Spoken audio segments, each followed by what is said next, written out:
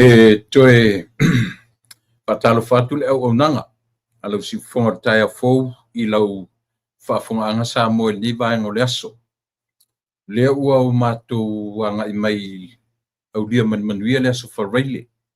Ia por toe aso fo I ore nei masina, aso tors fu maltasi o le masina o Iulai. A o mātou iai fo I le whai unga.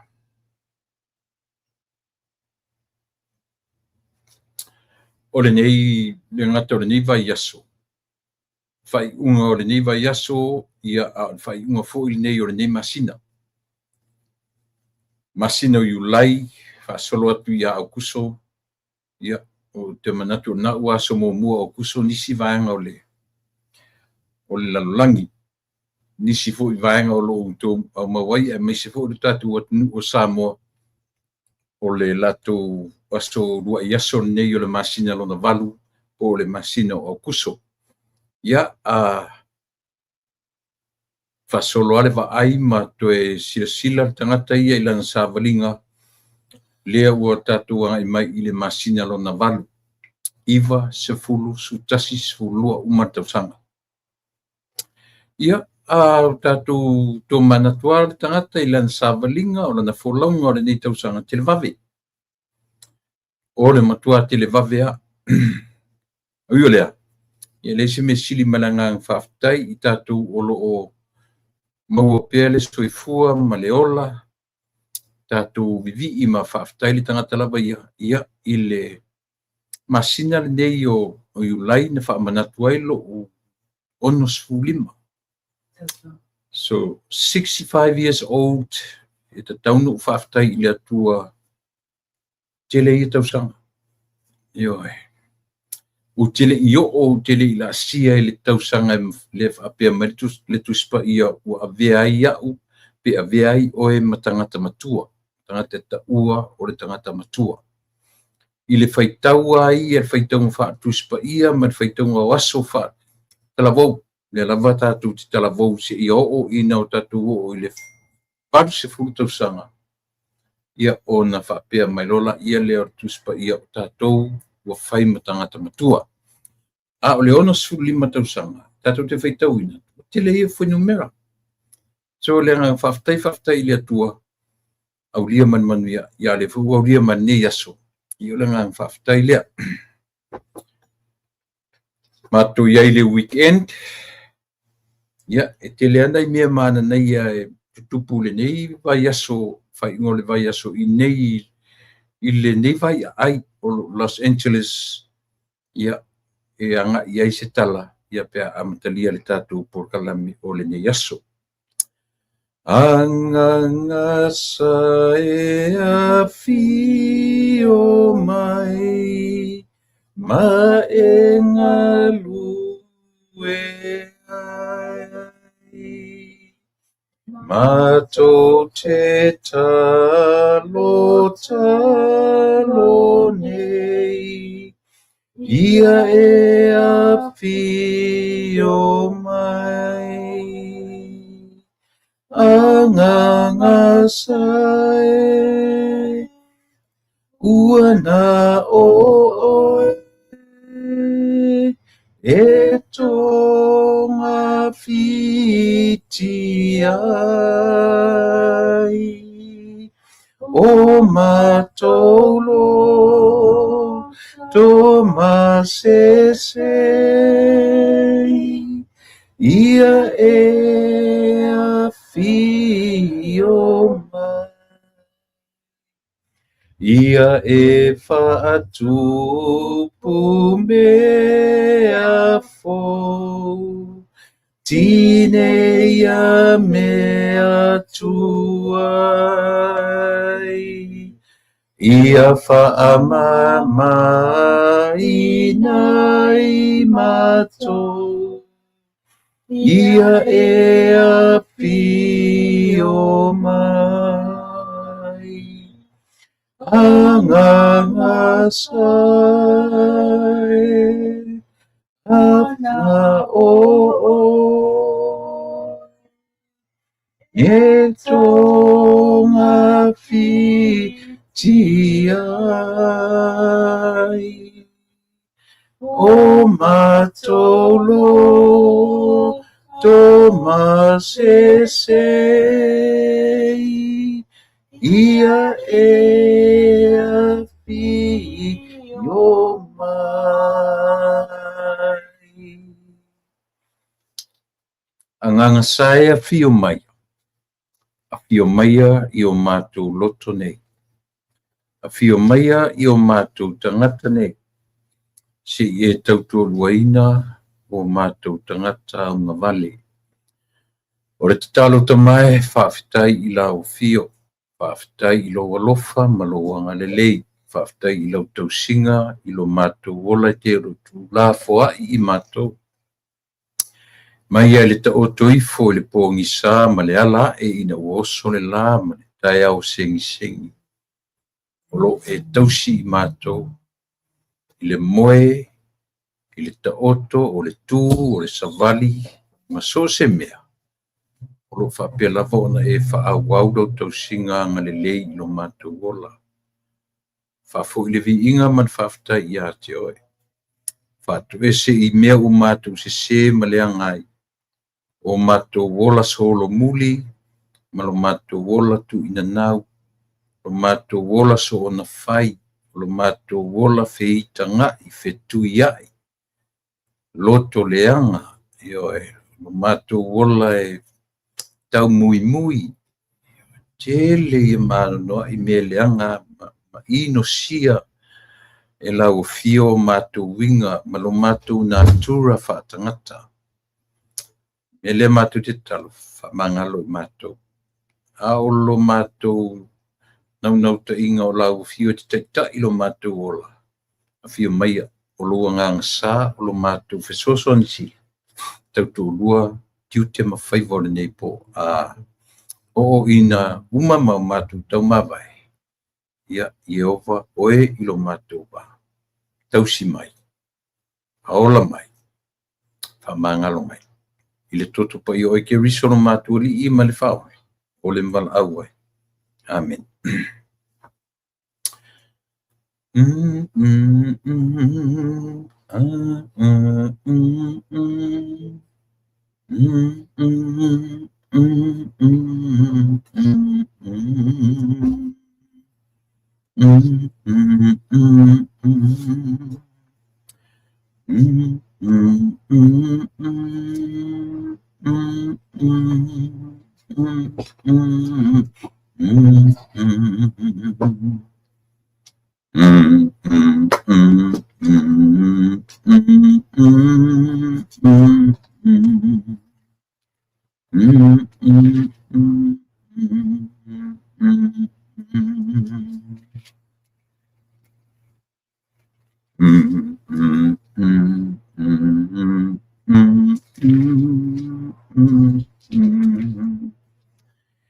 Pese se lau sumarfa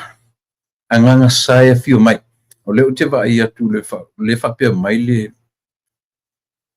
ngana o tu spa ia le fatu men pese. Ona o sauwina lea o tou i le vai manino. Ona mamai lea o tou. Eskielu tau sumarfa lona foi upo e lua sfuma le lima. Lea o le au foi tawina i tu spa ia. O te o sia fo i ma ila tau le whea ngainga, e manui ai. O te wha umatia manu whe ai i le nu, lātou te no nofo fifi le mu ai i le vau.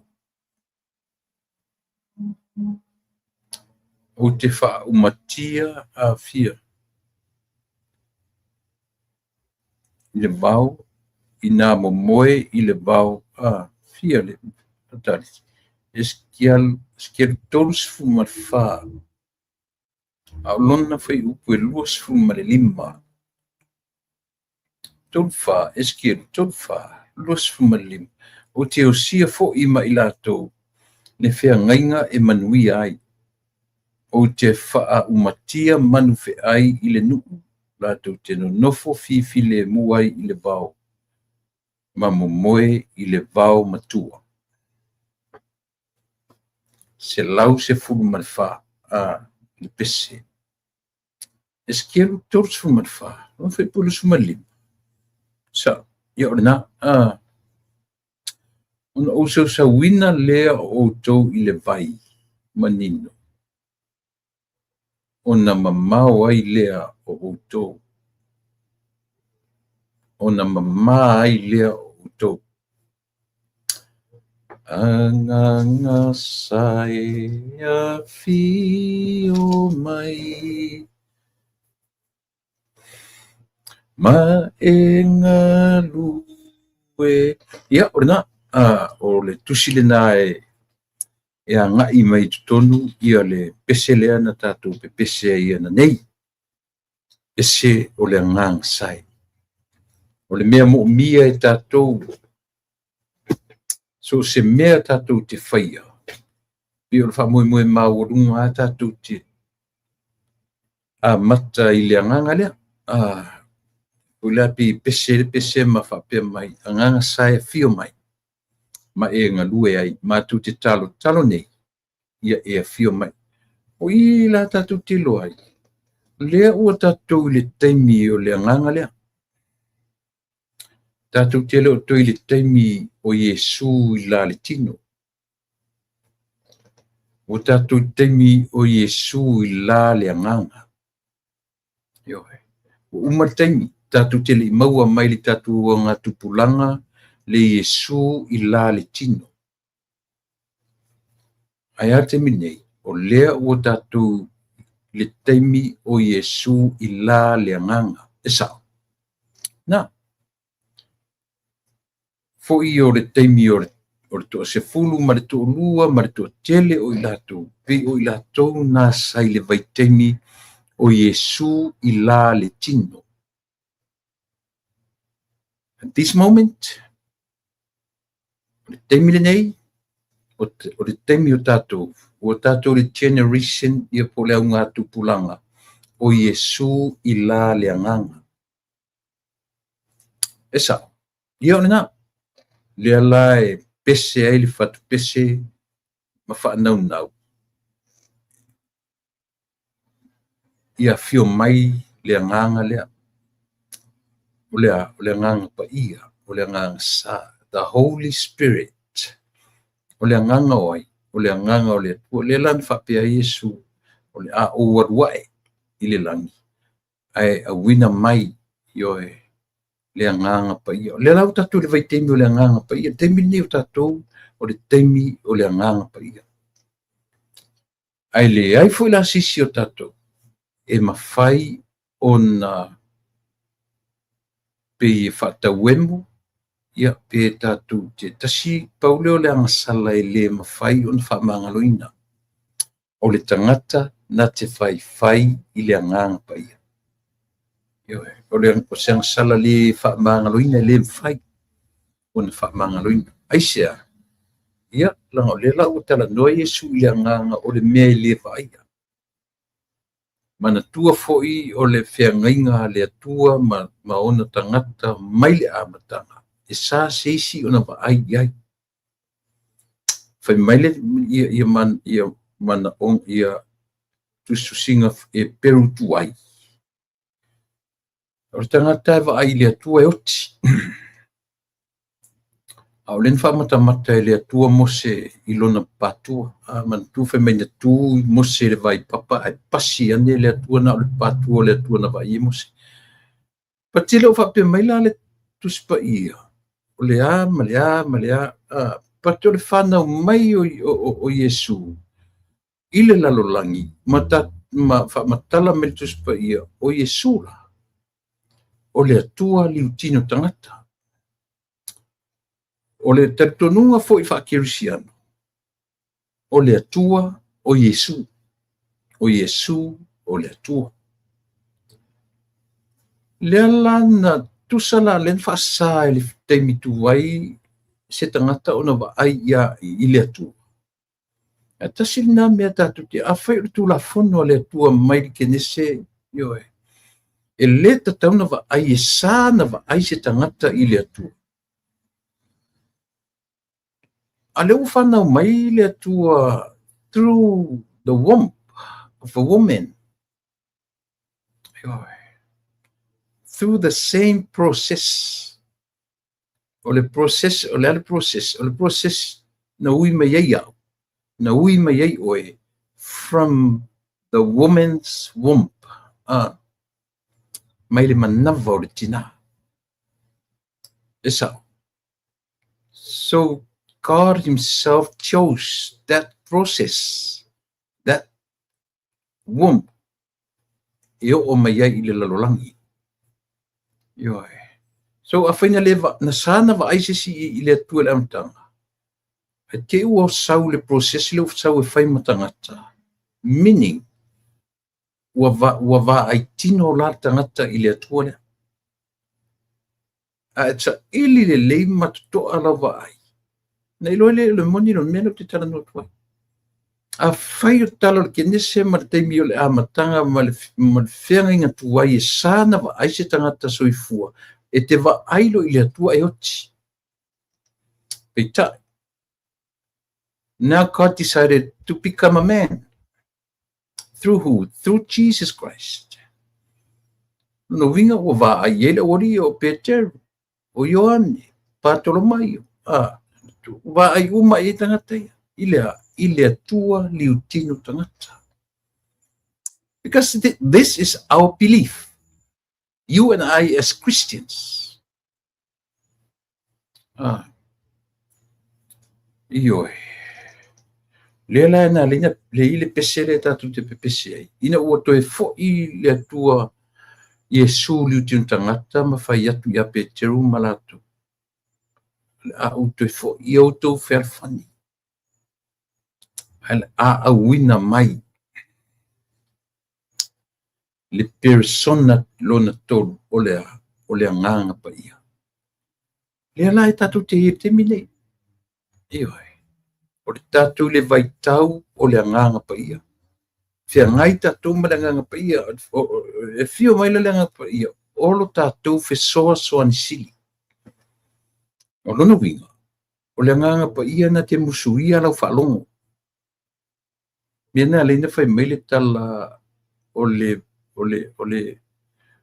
leo I titi tau le langona I o tatu talinga. Ioi. E leo la titi siona tama I leo e musuina o e mao.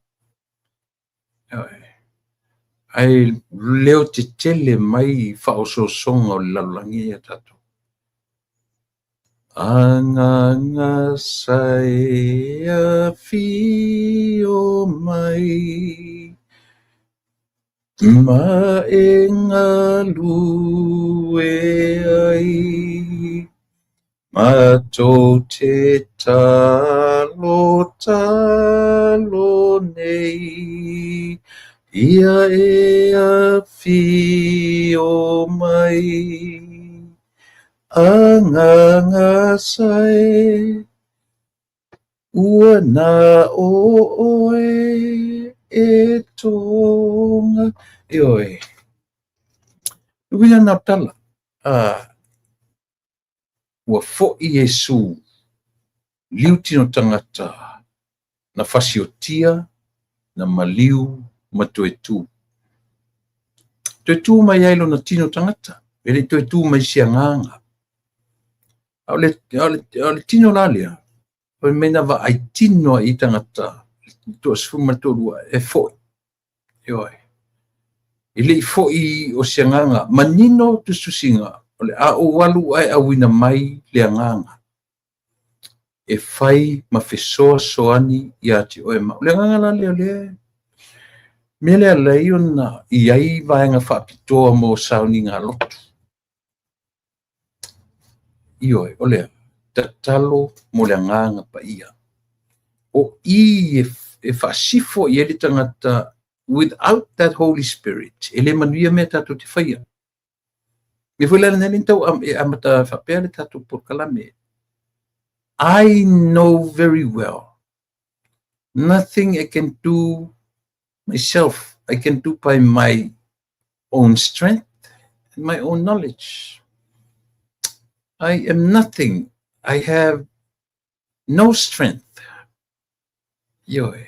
Le se mea o te loa. A o le whaalangolango i le atua. Ioe. Whaalangolango i le anganga lea. E a wina mai le anganga lea.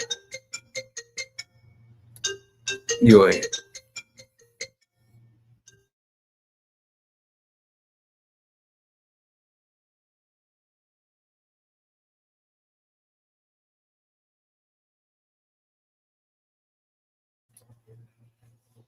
Tātou te marusia e sao. Ia, whapena fui lale nei te miol me nā le no whaila o te talo e amatari tātou pōkalami. Ia o marusia ia mawhai ai o na au maia o mawhawhaunga, langona, o manatu, e mawhai ai o na ua o nei mea tātou te whaia. E moni e whapea o pōkalami pēta pena, peleta pena. Te taun whalangolango le malosi lea. Aisea, lango le malosi lea mafuai o na matala le mawhauwhau. O le malosi lea lai o na lotu tele tala noa i mea e whangatā na tala noa i ai. Ia, o le nā le langona Samoa e whaftai i le atua, whaftai i le pese. Anganga sai a fio mai. Pe whaasale mausau, pe whaale tino, ta upu tala noa i ai. Ai tātou te whaalangolango i le anganga lea. E mawhai eina manino o le a lava le mata upu tala noa. Tau te le whaalangolango i se povi. Tātou te le whaalangolango i se la au. Ioe. Pa wale o le mea tātou whaalangolango i ai. Le anganga lea. Lea whapere pese. Anganga sai a fio mai ma e ngā lue le anganga sa mai tātou manu e mea tātou te whaia. Leo sabu tātou malo nā tu foi ia o le a whaatino ina le tātou pōkalame ia o le nei ia fiafi. Tui whamania lau wa fionga leota ia malo le whalau manuia ma lole tau atai ia manatu le na ua maua foi le marisfou le nei aso e ngai le tatonunga ese taimi ese faita wino o aso ma taimi mai tula ia a o launga tasia i tatou leola ma leoti tau te fiola tatou te fioti umalama me lea ia welcome back to our program Leuso natu e te pena mai fo i te leo nisi o tamta o puta ti tano. E watu nei amanoa? Ia e te papai mai mai whatalo wha mai. Ia ina ia tapa anga masani i le nei vaenga o laso. Mani whalora? Ia aile i watu se whatalo whai pa anga masani ia o se talinga whi whalongo lawa i lau saunoanga nei i le tatu lotu ia whapea vo ia le amataino o le tātou pōkalame. O le mena na laia ona whawhingta sa uwhapea. Ia, tu ia se i. Se i umi langa o le nau manai a lava le wholau o lau sā i le. E tuanga le whamanamanga o le tūle a whaaleanganga. E moli e le whawtaima le whamalo i a te oe. Ona o le amataino o le tā pōkalame. E tūlanga fo i whaale atua i a ma moli mai fo i ni anganga fo i lea e mawhai e ona mogo se toa fi le i lunga po kalame ia whaftai tele atua ia whaftai atu fo le mpa ia ma le malu le tunu o lo whapea no whafonga mai le ta whatatananga le nei aso ia ufai fo isi umi malo aso o ele i whai loai ia ai whaftai tele lava ia wha malo atu fo i pa ia ma le malu tula toa sa moa e meise sunga i whawhengainga mo la tu whaltua ia o le au mātutua o lo whapea ona whafunga mai o lo tele lava tapa anga tule po lo whapea ona whafunga mai ia o nisi fo i o sunga i whawhengainga mātou wheilo ia whaftai whamalo lea lava ua maua atu o lo tau mai moa mai pia i tātou pōkalame ia o le whatalofa lea e pa ia ma le malo sa mo lo whapea na vea pempa tapa anga i lungo le pōkalame nei whaftai leuto moni o ana nafi le tāso a tofa peitai ia o te tatonu fo ina whaisi o pisi ia o nafi sa o alwatua i le I por kalame siri o pa'u Dr. Roy Ausangi. Ia o se sufo i o le tatu vanga le sata mo i le palota mai e samatau ma fale latai. Por kalame la whaingoina o le 10,000 toves. Ia po vai matua. Po vai matua e se fuwafe. Le ngoala na por kalame, na laina le esta por kalame na nafi, na o ia ila le asona nafi. O le mana ia fo ia so. O te loa e o tu na ia e whanganga lava mo i lato, mesila o seniors, ia o mo meo le whanganga lava mo meo me tau sami, i le whangaina le me tau sami, ia ma le maua i mo fio, ma i le pisi, ia se temi foi, ia on tātapta, api on mea na sa i eita tu por kalame nafi, io e whatumulia mana ia le tumo le workshop na whai nafi, ia mai foi nai information, tira foi se temi ia ona, e o atu na le sunga ia pau se temi i New Zealand, mana ia foi le ngata na ana demonstrate, whai le demonstration, ia le ngata ina a mai na lecture mai ma whamatala mai, ana na demonstrate i siona fretua, sana whaia le e mua, pe o mele na mai na file li, e te ala e le tae ao, e te ala e le vai vela, na le vai vela, ia a va malitula, ia ona, inula ia leo lau juice, le green juice, ia au le lunch, ia a vele smoothie, si a mai fula ingredients o le smoothie. Ia, o le mea fole le detox sai le tino tangata, for the first 5 days. Ia whapena, e le whaingofie le amtanga. Anyways, pe o le mea na sale iai na mafuaina le stapur kalamena nafi. Au te manatu i nai i o tu. Ia sia mai iso whinangalo i nai le vaenga. Le tala le tau i atatu New Zealand. Ia, tu le pa o le aua. Wa ngai le mu mai ale malulu wa mato I malulu mato I po ia na timi o le au foi le sulu mana ye le la ia o foi le au faitau foi le la mal masina sulu malosi le la ma ia lo no wingo o le mato malulu o le po ia fa pena la wingo o le tau le wei mato nei e foi na timi e to loi wanga ia on fa pena ala ia le ia toe timu fo inisi taimi ia e pena la o lo le il vaanga le sauti na e tau sa wol fam talanga le o la fua amata foi on papa vai na le la vela lo le vaanga le sauti ia o le te le o nai fai fatuanga te lo fai wa o tupel na New Zealand le sauti no New Zealand o nai fai fatuanga ia te lan la vela to le pe si le fai o mai lunga ne o kilangi e fai ia fa koanga wala nga sia o se me ngi amaku ia malo paptai ia okay lo la tau ia tam tau masani ia ta fila foi mata mai na sem tau pu pe mani fam ka fila foi ia lo tau pu se io foi ia fa ngota por kala maneso ia mana ia le vai atu I tala ave mai sa mo I le tulanga o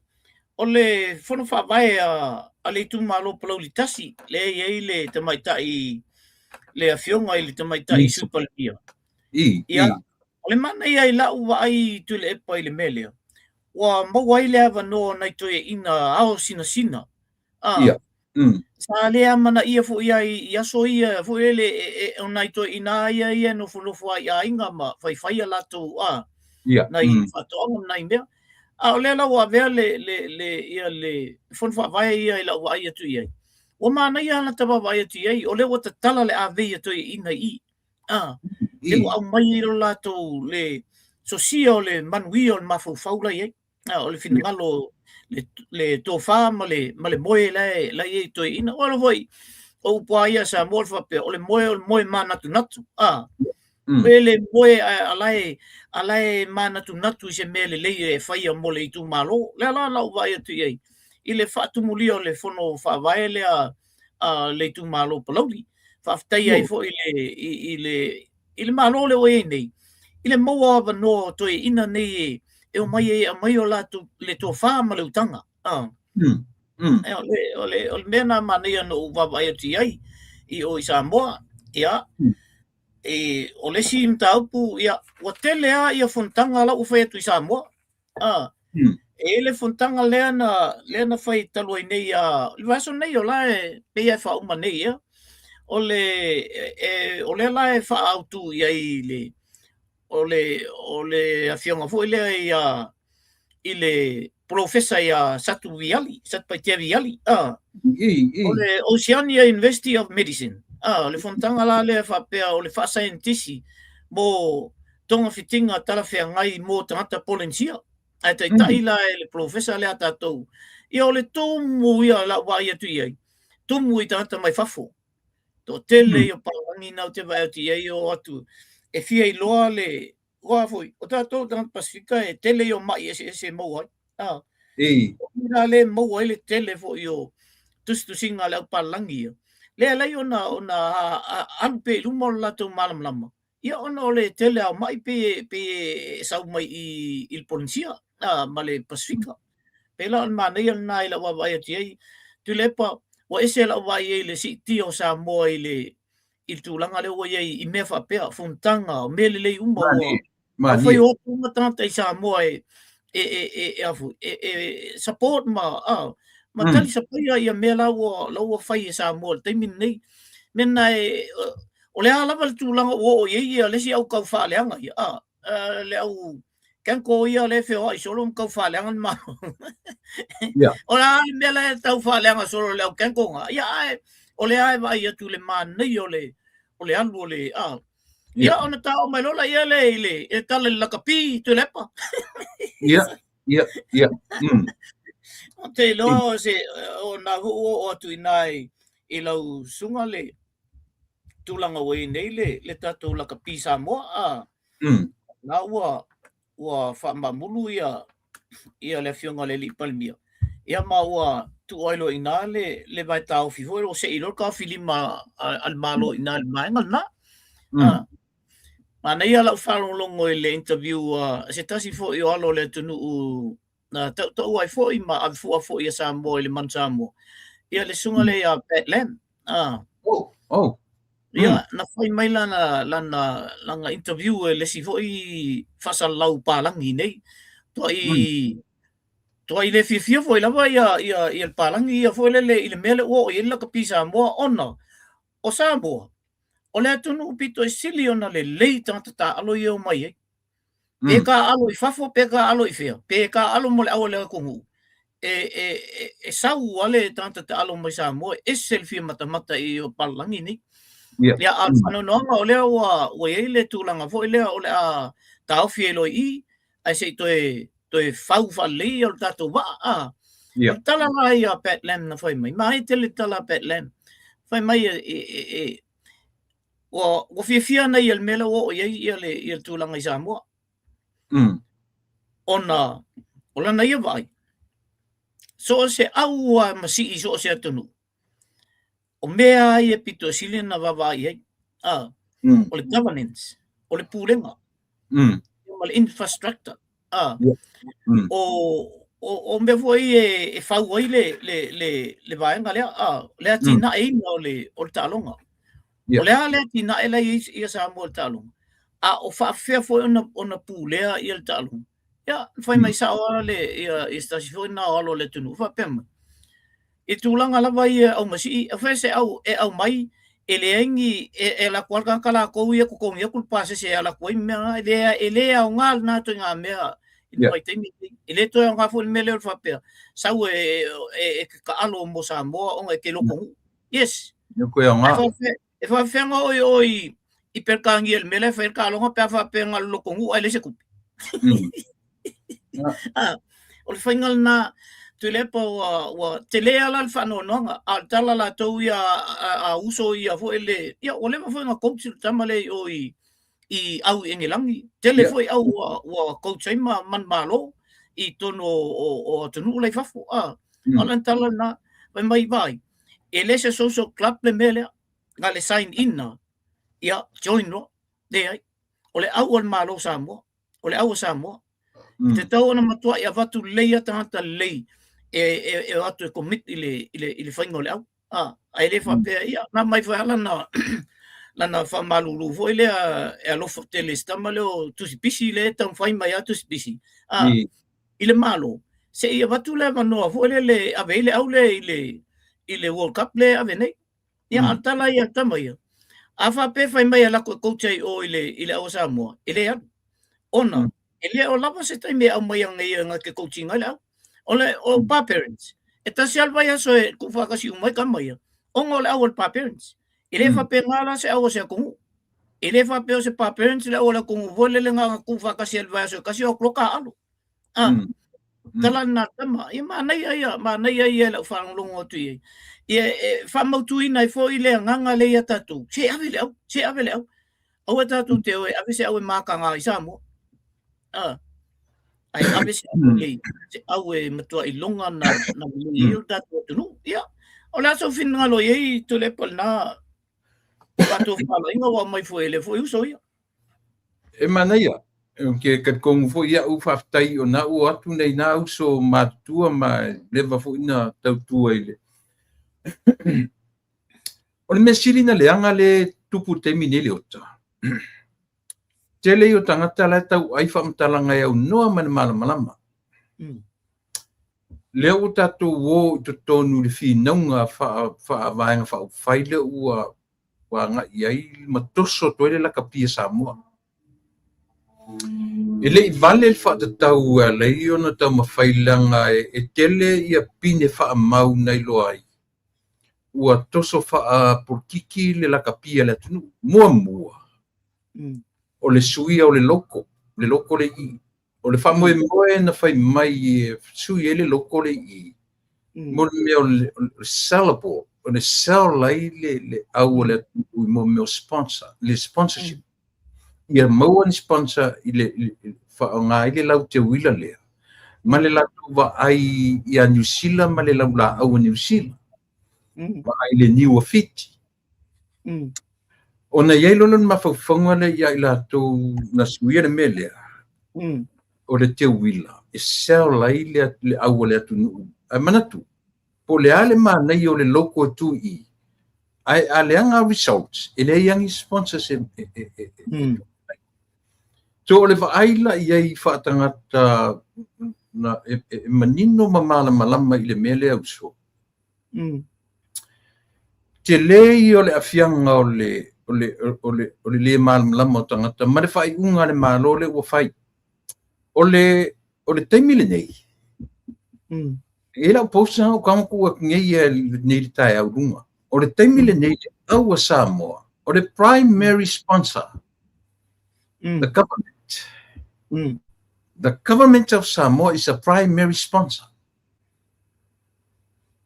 nei masisi sponsor ko e fia sponsor inga le au Samoa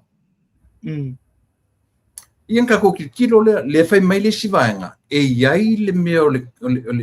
constitution le la kapia ia e iai tu la fa vai ntato tilo le Samoa le ane me mano si imele o le tu la fa vai la kapi por sponsor o fe me ia lua e tau tilo iai o le aim le ia le atunu ia ta alo lana au i lunga i tamisang tele ana tua foi o tele la wali ia pila la wali no fortimine fe mai o la tu te fina winga afisili la me o fe o fu ia i fina winga o la to ia e o fina u fono la mena le fina o tatu au i lunga pe o mele i le draw fiti na tono top 10 level lingor me na ia auto i le mau tala o to e avese tatu au o le mele avese le au le ko le ngol au tatu le na ia o le o results o le money wise me mata tiro ia le foi la o tatu va ai i le mele o le au Samoa termine there is no sponsor or sponsors e pau le primary sponsor le terminate the government of Samoa. Meaning, a faila le primary sponsor ia le whainga malo. E pule la le malo i me whai. Leadership e tofi atu le malo. Otherwise, le la ua menga leo ke akuia ia uia. I le whai unga le li pare mia le ufai. E sea, lang foi de consider le whainga malo Samoa o le main sponsor o le primary sponsor. Whaatupe le malo, ile nga ka ua le IRP. Pau ale me whaina whai le IRP, o le kokongi ako pasisi o kamangi, o male accommodation, pe a whai e au lina. A o nisi lava mea i mea kokongi o kamaka ano, nothing. Me ai masesi a mea, o lona winga e wha moe lava i ele au. Ia wa ele wha pe e watu ina, le tausinga o tama i temi o preparation Samoa, ele whai ele IRP. E whai lava ele malo, ele sponsor, o ele le primary sponsor li kemingi, o le malo Samoa. Le ai ase si a main sponsor o iai, le whalangolango lava le au, ia Samoa, ile malo o Samoa. So moa ora ia. Le ala ua vai atu le main sponsor po le primary sponsor. E le usita ia. E temporary leadership nei ia au ia le patonu. E le mawhai tasi ale tala Samoa ile IRP. Oh well. Mako ke le mga misala kapi ngi Samoa. We don't need rugby here in Samoa. All our ko IRP. Simia. Ai mako ke le mga umia. Bela le fetwai e powerful atu le malo na ilo le IRP. Asia langa nga fala la fu le IRP, but the primary sponsor, the government of Samoa. O ila ko kelo kanga ia ele o malama le la o solo la ele li palmia. O kanga sa o o pipa isia langa le ilo le le palmia.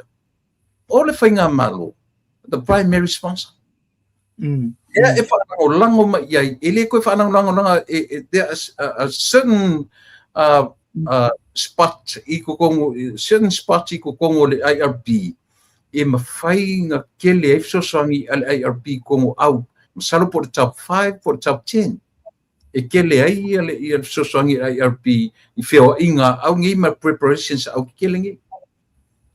ai o lo ku se fu ele o try ile kele se kupe IRP o nga foi me le threat my IRP 24 hours o kele lo pesa o nga mia 24 hours e me kali ko a kale ngila sa mo we don't need rugby. Yes atale pera sa mo fa penga em fayanga o matutamita alo yo ka alo e represent sia tunu represent New Zealand represent Australia o nga me I esela ia leo le IRP Malaysia challenge kele la kapi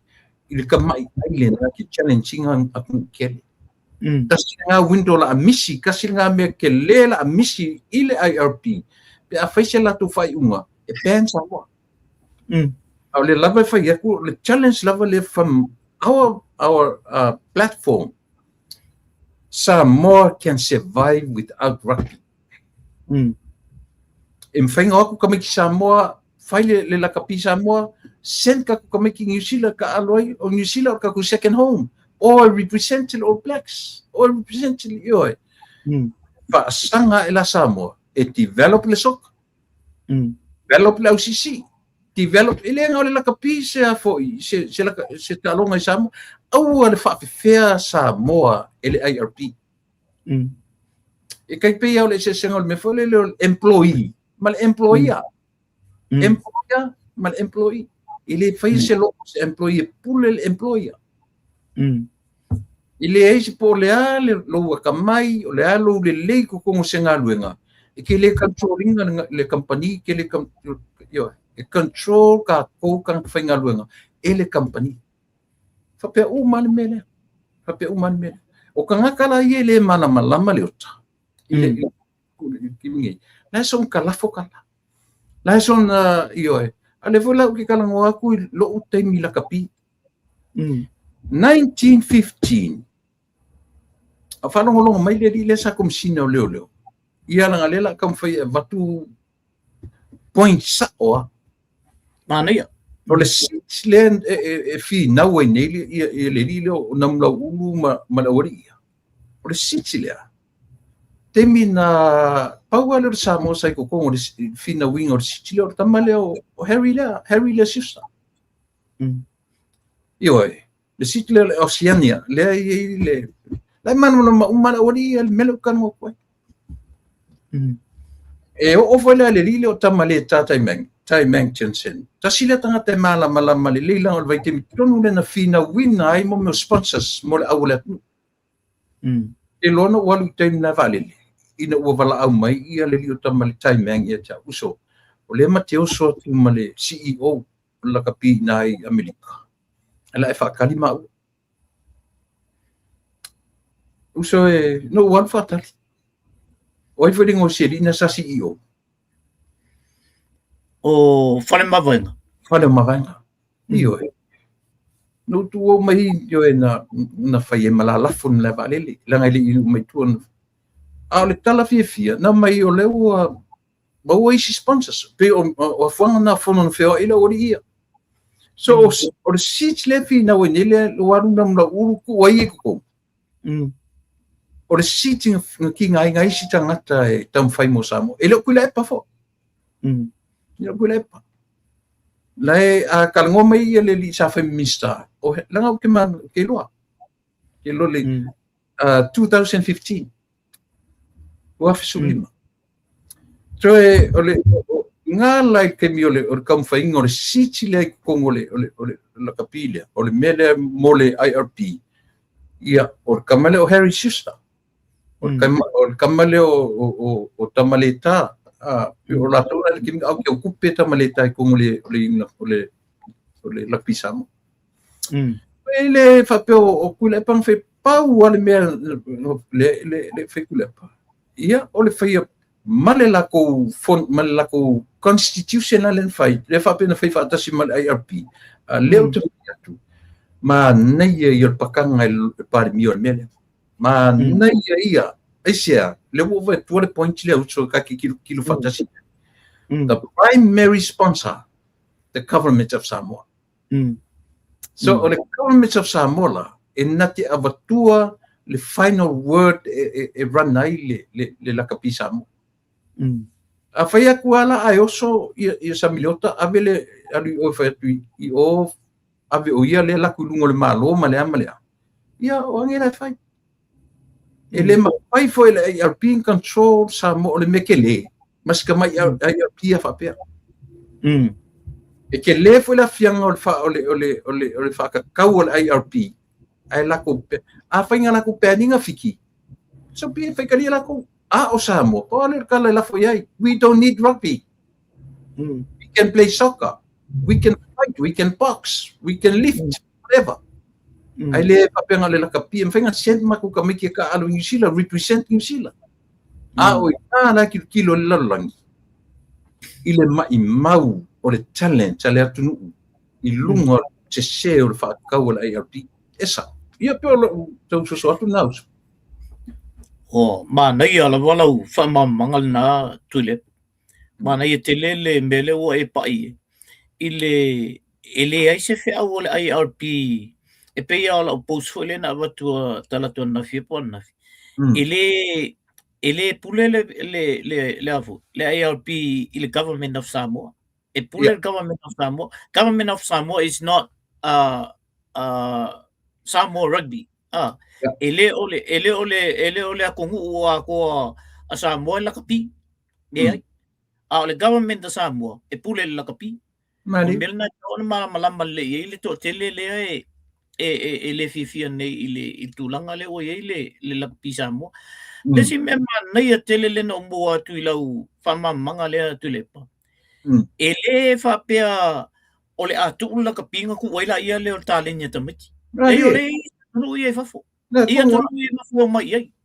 Paule me tato develop develop le au la iki ma nei ai o me le tatanoi develop mai lalo i le ongo lima ongo fiku se yo lunga se fulu anga se fulu lima under 20 ka maki la nga le o le e fa mo e koe le lei fo la ka pir kai mi le o koe kalia kongo le o le IRB pe afa pe o le altu langa le ai la o ma koe le lei ya ka maki ko ke le le o ma ku le o le la ka pi io mai lo i fa mai fa so kon kalaki o e fo la to fo i fa mo nga ye me to tu pe me fa pena ai o pole temine ma to sango me pito sil na vavi fato sangal na e tato developing mai vai a fiki kai mingi luanga makwai nga ngau le la au nga ngau maka ai ko e koko vai la ko ngale o ifi sa ua fiki fai la ko au ye ile le me pito sililen tele to no fiki o le pulenga ma le developing o le talini nenga la yang ko e sa ua fiki sa ua fai la ko au le tua e vai mo ya la e results o ele la mai fina wa lunga ia le au la fiki ia pe tu la ia foi la leota ela foi lá na lele au fiki o le o tangata i lunga administration fina winga ia va no fiki to tonu o le top 12 top 10 a New Zealand le ka ngaka i lunga administration lau ke finga winga va no au fiki i fafo atu la langi kako o wana le finga e ka faisa mo e lunga tier 1 aisia ia ale lengi finga unga fai sakle coach ia i lo fila ko inga me o le fainga o le mele o au kapi au soka so se mea e oki ro fa lua fa kolu le result se kalo fire coach io e fa penga foi la mea ia ai lo o kanga kai CEO le ele o yaise a foi ele o yaise alu lumo se me ke pe o me o van fai e fa alu long fai inga se man fai se leader sack fire avresi o le fa ma ile nga le kupu mai ile ota le au mai i fa ma ile ma wele hicha pipi le wa fa pe ya ta to lo pi nanga ise o inga ma ile o muso ese makai ka i o langa bang fai sau lalo kanga ka le hicha pipi le sau fai ngol mele le e alo fai so fu kala ane sa o malo le sa o len malo isia na o so tu le pom fai fa hicha pipi le o pi samo e mo ia kala le se ele o sa mo ni vale le kilo uma to ia wa mai longa mentality fa HRPP e develop e fa wa ile la kapia samo o tangata fo yes man ia ka ia nga kan ka ia me ko mele ia kilo la ia namla ulusa miliota o le akali i o kula e pai me ia ka pukiki ele mafailang ka ko fa pe ele mfainga ko fa pe aisia oki la a leanga ia kamka e o luma e fesili le administration ai oki la administration e fesili la lunga le malo danga aisia lang fa malo so songi mai me ka kupe kai milenga ile ota le ai ma se me ka kupe le nothing nada o le paule mele falang no o le kolu milionga le fa pele li o sa miliota o langa o le sponsor lang company le kong i there's nothing ile ko e ola se la kapi se kolu milionga kai minge e tasi ale tua o mar kolu milionga io so le mena nga le kau ki kilo le kolu fu milionga ile se la milionga ko lo le o ka steady mail se au la kapi samo ai paunga ka e mafainga allocate mai ko nga mountainga ngol malo o se sponsor ke mingi ele se me so e ka kaulanga fa longo a fa le kongu kam ka alo e fesili kam ka alo lunga administration ai o kila administration ele mfainga mai lalo kam ka Mm. e fesili la ilunga mele sa wali me ka kupe mela nga tau ai le fa longo o tangata ia a o fai atu lo malo e so le pule mal kam fai o fai il fa fia po ele te tau na fai se fa fia po ko me ia le la o avatu le tala ale fo langa ia tu le pa mala tu fai me ua pule tu e ese me ta o pule tu ese me ka o fai me mala ka mai fai lungo sa po ai ala se singa ke challenge nga ka kan wanga do ka kan ngoi i de mele o mai la mangi point lo wa vaku ka point lo wa the primary sponsor ole awa Samoa ole government right now ele o ise sponsor ele o ise sponsor makua i el wa como se like I said so that 3 million sling a mai company le lilo namla okay lo o ingale pi fa ro le uso le a leo te fai atu, o le 3 miliona na, e tasi ale leo ako le au ngai i New Zealand ma Australia e whaingi training e preparation mo le World Cup uma. Ua whai le kongi ma se LP e whaatu pe uma pa se se watu i ngai e whaingi ko le nginga pe o i Australia po whi, ko inga level nga kaunga o yel ka penga nga, kau ke o olo i me kau preparation uso, o ko inga ka penga nga. I o atu inga. I New Zealand e o Australia e kapenga i pole e fu le tau le plu pole a ko inga maualunga ia ma o koula le administration finga ula alfa pe ko ke le finga winga me finga se ka longa sa mo lunga le tier 1 at least once twice a year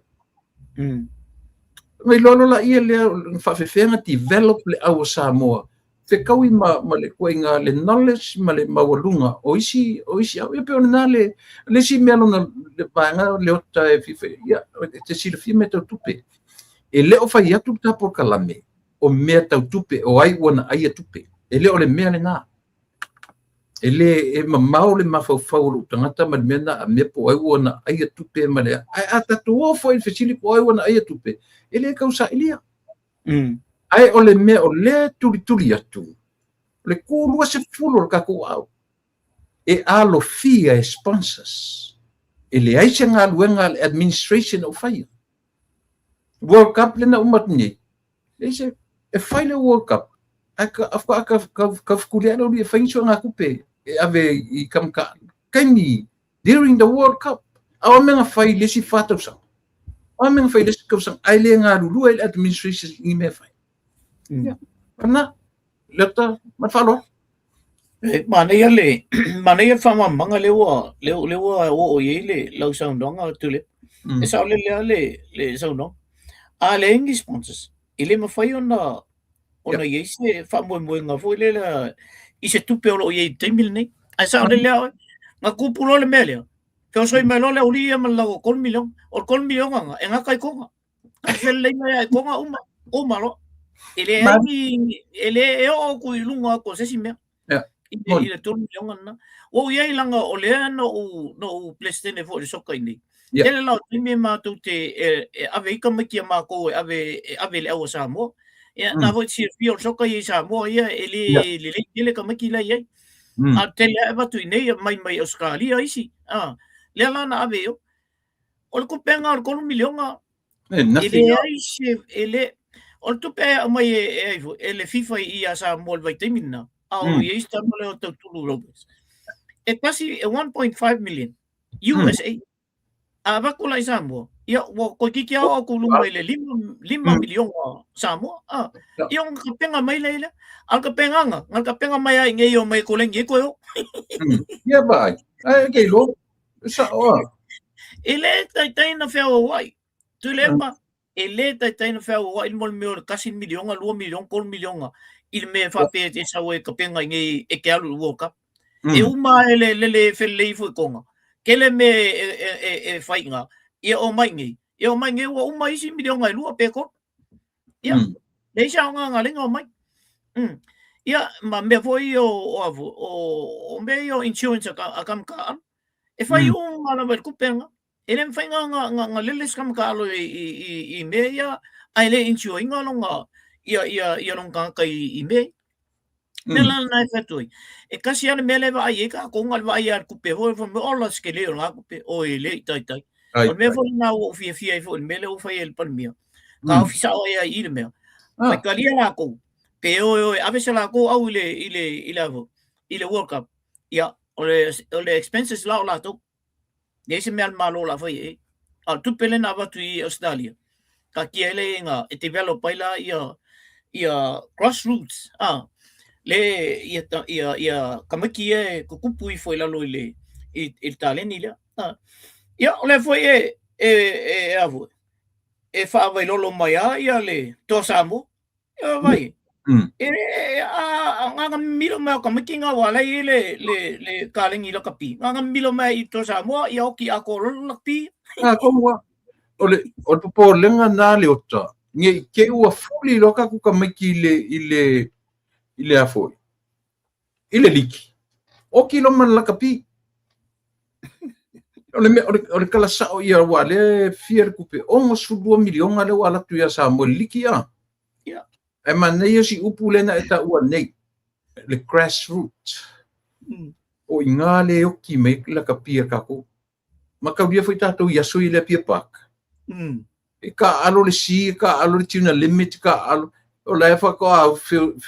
usu kengi ki fai fe au ma ka ele ale alo ka alo le si le kai au po tuna limit ia o ma ka ulia o le grassroots nga la ka pia ka ko o le me ai ma nei la o ko milion ale e o mar ko developing o le o laiti pe o me ka ua ia e tasi ale ala so fina ngalo ile mele fai unga le fai le palmia ya ula to ia ole ko develop level o talonga I tonu a onga e lo le pa le mele o te lo e mana o mia se committee fo ile e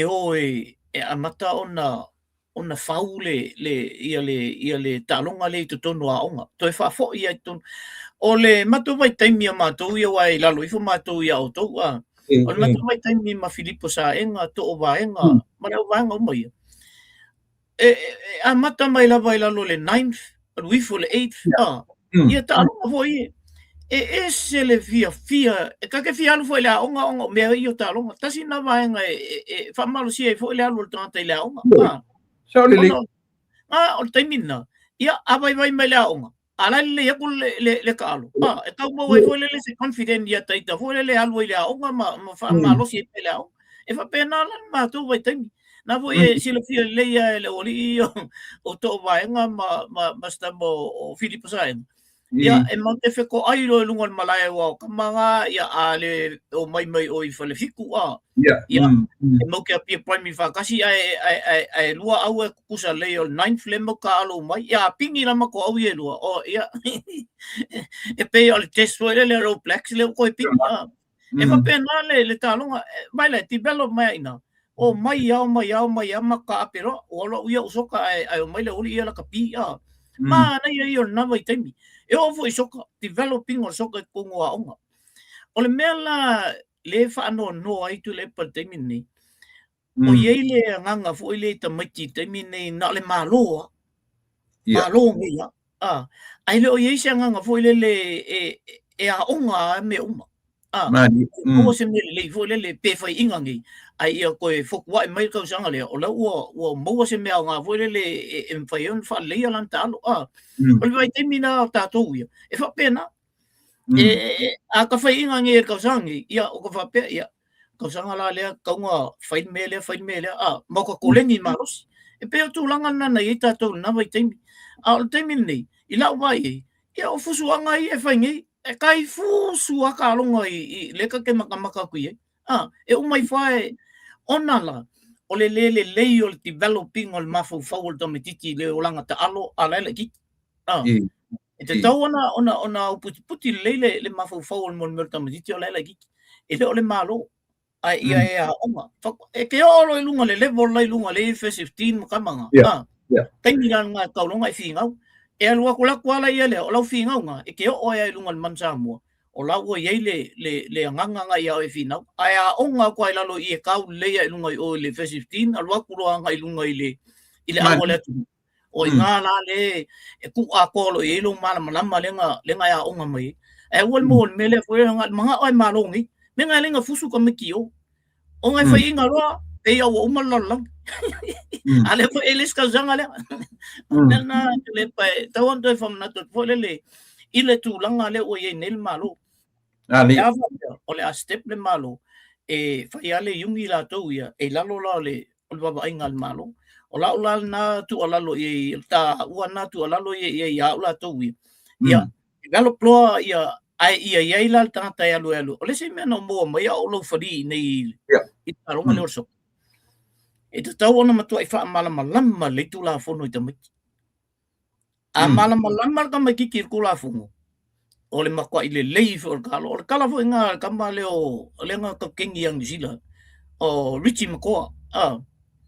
fesi ni tu ele komandekta o la le me ese mai alo ta alo yel a man kala kam ai o kele i alu ki kalo o ko ia le lei ko fai kau le ia kuskula fungo inga ia o walu o ka alo e kusa markula fungo vai la e ese le manga i o le melna o la melana na fai nei le au soka le ori ia sa boy o te alo fa malama ia le tu la fono ina ia malama ia ko o mele o ngofu ma ka fasilo fali ia o la o ke fa ko la ka fasilo fali mane le ta le ta u le mele ka ka ngongi e ke mingi langa o le o tumtumunga ta i o le atunu ma le o ina afia ai le majority o tangata nu o Samoa le o la fo aso o ma tangata le o tangata li la kapi o faali ona mana e ia la tangata faali ona mana tu fa fia poto ma faali le fia ia nga i le li pali mia malana fainga malo ai a forma ia i si vai mele o la si vai mele a leota o i fainga palota ia o peo i le e whanua noa i sota i tataofi. O mea ia le o politi saisa le tele o mea. E tau te musura le mea fo le point o le finger ia pe tusi le lima. Ai langa le o ta a tatou no nofo nei mau ili le lei. E sa on meleta te tara no ai. Wa a fia le lakapi ona o whainga vaenga whaia. Wa a fia le kele o me kongo le whainga malo. Ona o whainga whai. A o whea me a mata mai mea. E a mata mai whaia inga marko ila popo kule.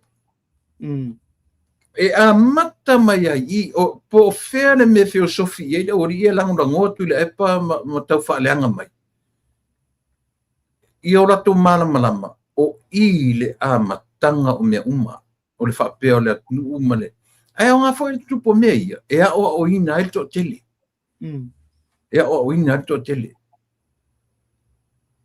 Whate ia o male atunu, te loe o ia te oe o ia ta o au ia. E mo ia e kake e tasi le mea ta ua o te tilo au ia i le leadership a le sunga lau ia malitoa. Pe a whai e pe whapea, o lea. Don't ever be scared e whai ana whai unga. Aua. Aua na e whewhe whai unga. O le whai unga nen whai nei melea. E le se whai unga whai ngofie na talia tangata. Mai se lava tangata e langolango ina tu le epa. Te vanga nare tangata fwile le malamalama i lakapi. E malamalama i le tutau talonga. E malamalama i le o kena i singa o mea. O toa nei lola i le ai e tu sala me le ngale tu pune le ota tu sa por tangata e malama ai e falala le ta ofi piki le me lanti langwina i le hita pipi ma fast e kinga ngai lola sa o le mele fai le malo ai ka luai mele le pale fai to le mele mangwia nga o le tu pune i sa ia ma nei foi mata no nga marsunga le ia fo mai ia pa wana po. O isi ta maiti ia e o lato matua e e lango le ta pipi e anga va ai mo me to finga you ista mai ti fo mai au pusa to le mele ava pe lo ka maru ki nga he ta pipi ko vai que vai te me fai yo eu fa pena o fa ai tu au le nu talu ai aka mano le so mo ia lo tala le fe kala fa ya kama lo ala vale ko kasi o le o lo na fria ni le nga duenga le tu tono le tu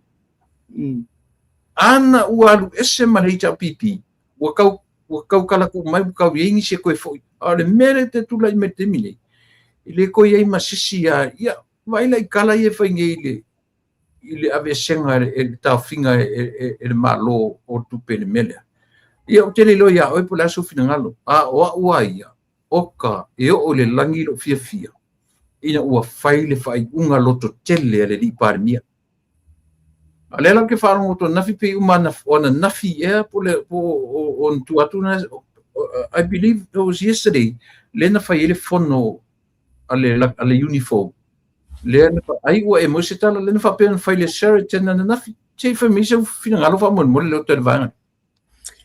ele I out mai le resort ai sa ona na faile fono okay ale vaenga mai le IRB mai fo ma sunga ile li palmia le fionga le li palmia ia ona fono foi la ia le malesi vaenga le ia nei le lakpisa mo ona o te iloa e ula tau ia e matua I scared lava ia le IRB ai le aise sa mo I tono le ole world la rugby e pai umai sia tunu tu le pa a ole nu ne o sa ole au sa mo o se au pito isile ona va ai umai ai ia to tele e o ai palangi lai o e va ai umai ile au le man sa mo la ngai le ngata ua va toita mai ki ele matua ile lei la vai tono le au a ua ye fo isia ko ngo ka alo mai le kele o ka mai ki mo e pe o tasin na me o le te loi e fa fe ile ne IRP yes lesi me le IRP e lo le IRP o le tama fai e afo e counter attack ia soka o ala ngol soka o le soka le ala lo langi ako e o ai ka mai ngula ki ele lo ele fafango o la soka uma ka uma o le mela le IRP le tama fai ia sawanga tono Pasifika ina ia la kapi uma ka ia ko Pasifika ina ia mai to tonu ia le la kapi a fai nei la ngofa ma wala ko ave se le si pouku ko ngol Pasifika e ma fai ala ia pinga fai mai fa le kalayo o ese sa mo uma a fa pe o la ko ai vai wo ko o sa mo e o ko ka ma fai e fa lion mele inga ia awang ia se le awole ku o mela na o tik tik sa ola vai ele IRP e sa mo ai va ku yo ele ai o ka luer ka le e palmia yo o ka ko ma sangil mele em fai an ko fa wa ka ko me ka ko yo e se ka ko yo ka ko ngofa ko fa e ma fai an ka ko fa ai sen mai la ele ka ko me kila ko yo me ka alo solo yo ko fa fo mo en manguia na fa pela ka ngolo en manguia ka le ka alo le il talen mari ele ka fai lo sa mo ko ngol lang luar ka me sa mo ka lo mai ya ka me kile o pandi aki le ka lo mai o ai ka luang wakur ka me kinga wa ko sui a ko le o ai lang me fa na tani la wale bang fia li ka me kinga but hang on ya ai lang kung sabi se fu mi yung ke lo su mi yung ke la ko ka me kinga kung sui a ko environmental le o talo ole fa fe nga la IRP ya ka ko tu le pa la ngo ka me e ma fa ya ka me kinga sui le au le au le kasi le ya lang i vai ka mi ya afia malo ya yang isila ya pingi ba lang i malo ka luang ka lo ka me kinga ai vai fa like time o malanga fu le valili ya o ya pese sa mo la gikinga o ngofo ma ya wa pese ma le environment nga tu le pa se ole afu ma popo ai afa pe pole ale le o la au ka alo ai wa ko ese loko Ele se me mo vai a presio le World Cup lengo mani. Mm. Stars mala bol sokala I kung le o presio. Alan me ngoi. Ele yo lunga le semifinal. Mm. Na. Kasi nga awoki o World Cup Ya. Lang foi outro star uma tonta ni. Ele ai se mau punga foi ele kalango fa kasi ele mo ia ka kalango foi ma fia mali. Ala ka alor ka ia mongai. Le aula le au e fai ma ul fa te ngole au le e langi tu le pon na vai tembi no follow through ai ka miki le o pandi aki nga o moa nga o 5 decision ka miki al ka alo mai ngale o e lang o pesa ta mo mo oi nei sa ta alo ka miki ngai sai sa nga ka alo mai loi I le Chiefs ta alo mai au foi e alu ai lo ka miki o alu nga e langa ia kon kala ke oi ai lang na kung alanga tamiti na lenga la koilo piki elo e langi nga o moa nga o umanga le lua tau sanga o taalo ai o manofo yo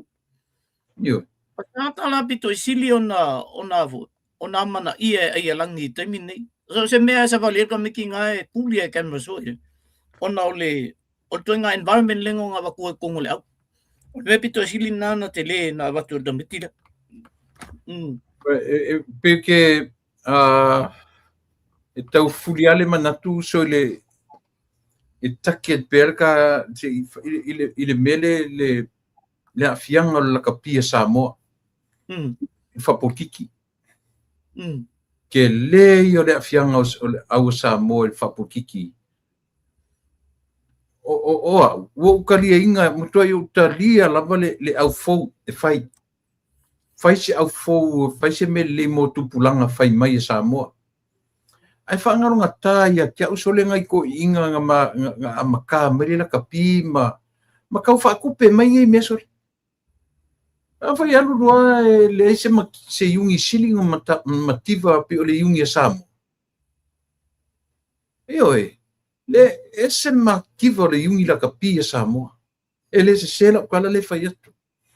A o le kumaro losio ngai ko inga I Alan Gray. Fisoso o George Meredith. Usko inga o se Yuli Paul Warwick. Ngai ko inga ia e mo ia e pei o le main sponsor lava ngaka mi. Usko inga le o Alan Gray. Uso e cample au o mea ai pa langi le hotel e ai kamaka alo. Breakfast. Kamiki le whangaruanga lunch, dinner. Ai o ko ye ai le fa pe ke minga se vanga nga o mo se tu pele yungi ia fa ko aka o peis ka malo nela o mai ni ka ngi se mo ka nga o sui se a fo se ale pa wale me ke nga ye o mai tanga tai fa ia tu le malo se yo ese asi ko nga ko la I ko fa le yungi le o ko fa se singi la kapi pon me ka ia o ese ato e fai foi sisi me fo ioe te penga alo wa mana na ia o ese ia fai ngo fie ka ia o ese ai ka kia mai le la kapi I nisi ia fo ka e kuai platform ai fo tangata o tu ia o le mafai a te ton vola uia o le fai unga o fai ia tatu o le le ona isha se ele fengo aka kala ngi le ota le mele o mafuana le me o ko maro le tule sei oni fa seina ia no natu sa mo fa petele me na faile vai te ia la ia fale la ku a peno fa ia tu ele o ina fu ia e fu I tangata o le tu e fu ele wow fo tangata o le tu ia tu le lei tangata ma ainga te ai le o le fe I lafi o fare ki kele ia ai ma ki kiva ko kelo la ku so pe o ngale ele ngale la kapile ka ngoanga uso e taketa la o kilo ile mafuanga le me puna ma ia le anga o me ele fa pe o ka ku ia ko ingale ai ke va ai ke mi e o ke mi o lo fai ia le me o ka faleanga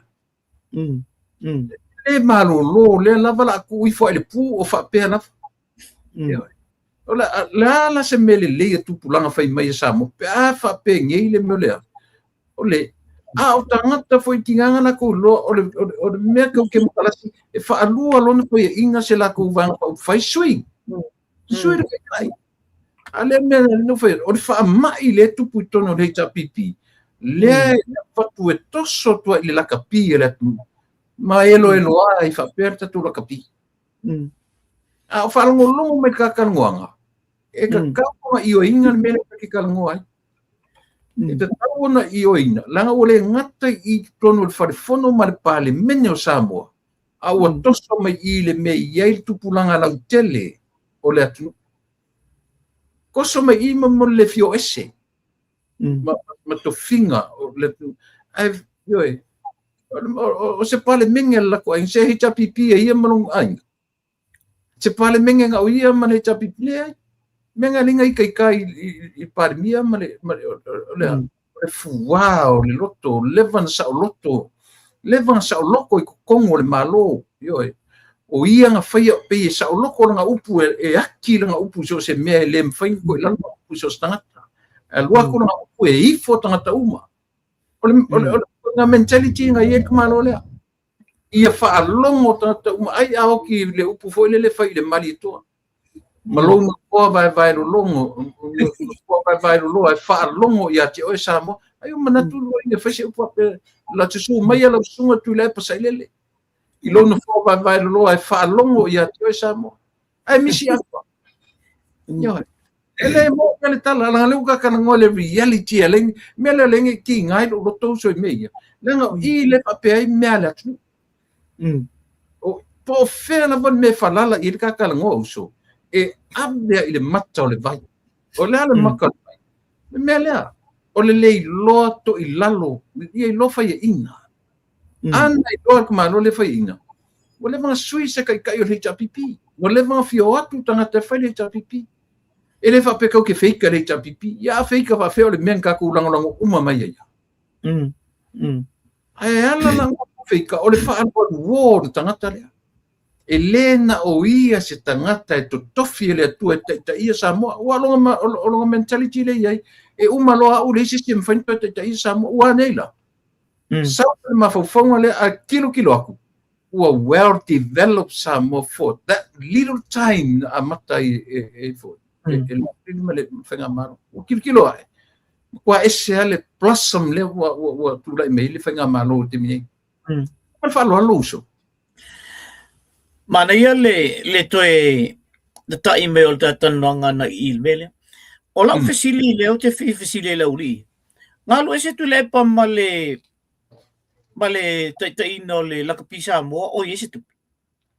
E lo ese mo kwa le ia maskupi. Le o koe inga longa o koe serious o le tono le tunu. Le ese kupe oki results Oki results, oki uma ia grassroots, oki uma me uma. Ele ose tai leila natu ngame. E ke ese ole ai ma se me oki uma me. Oso klole si eli lenga oso ni. Oso kwa ko lo e mlang kol million. Malonga ia manga. Ai ole a lango uma ele atunu. Le lawa ba ko malfa por kiki le kongi.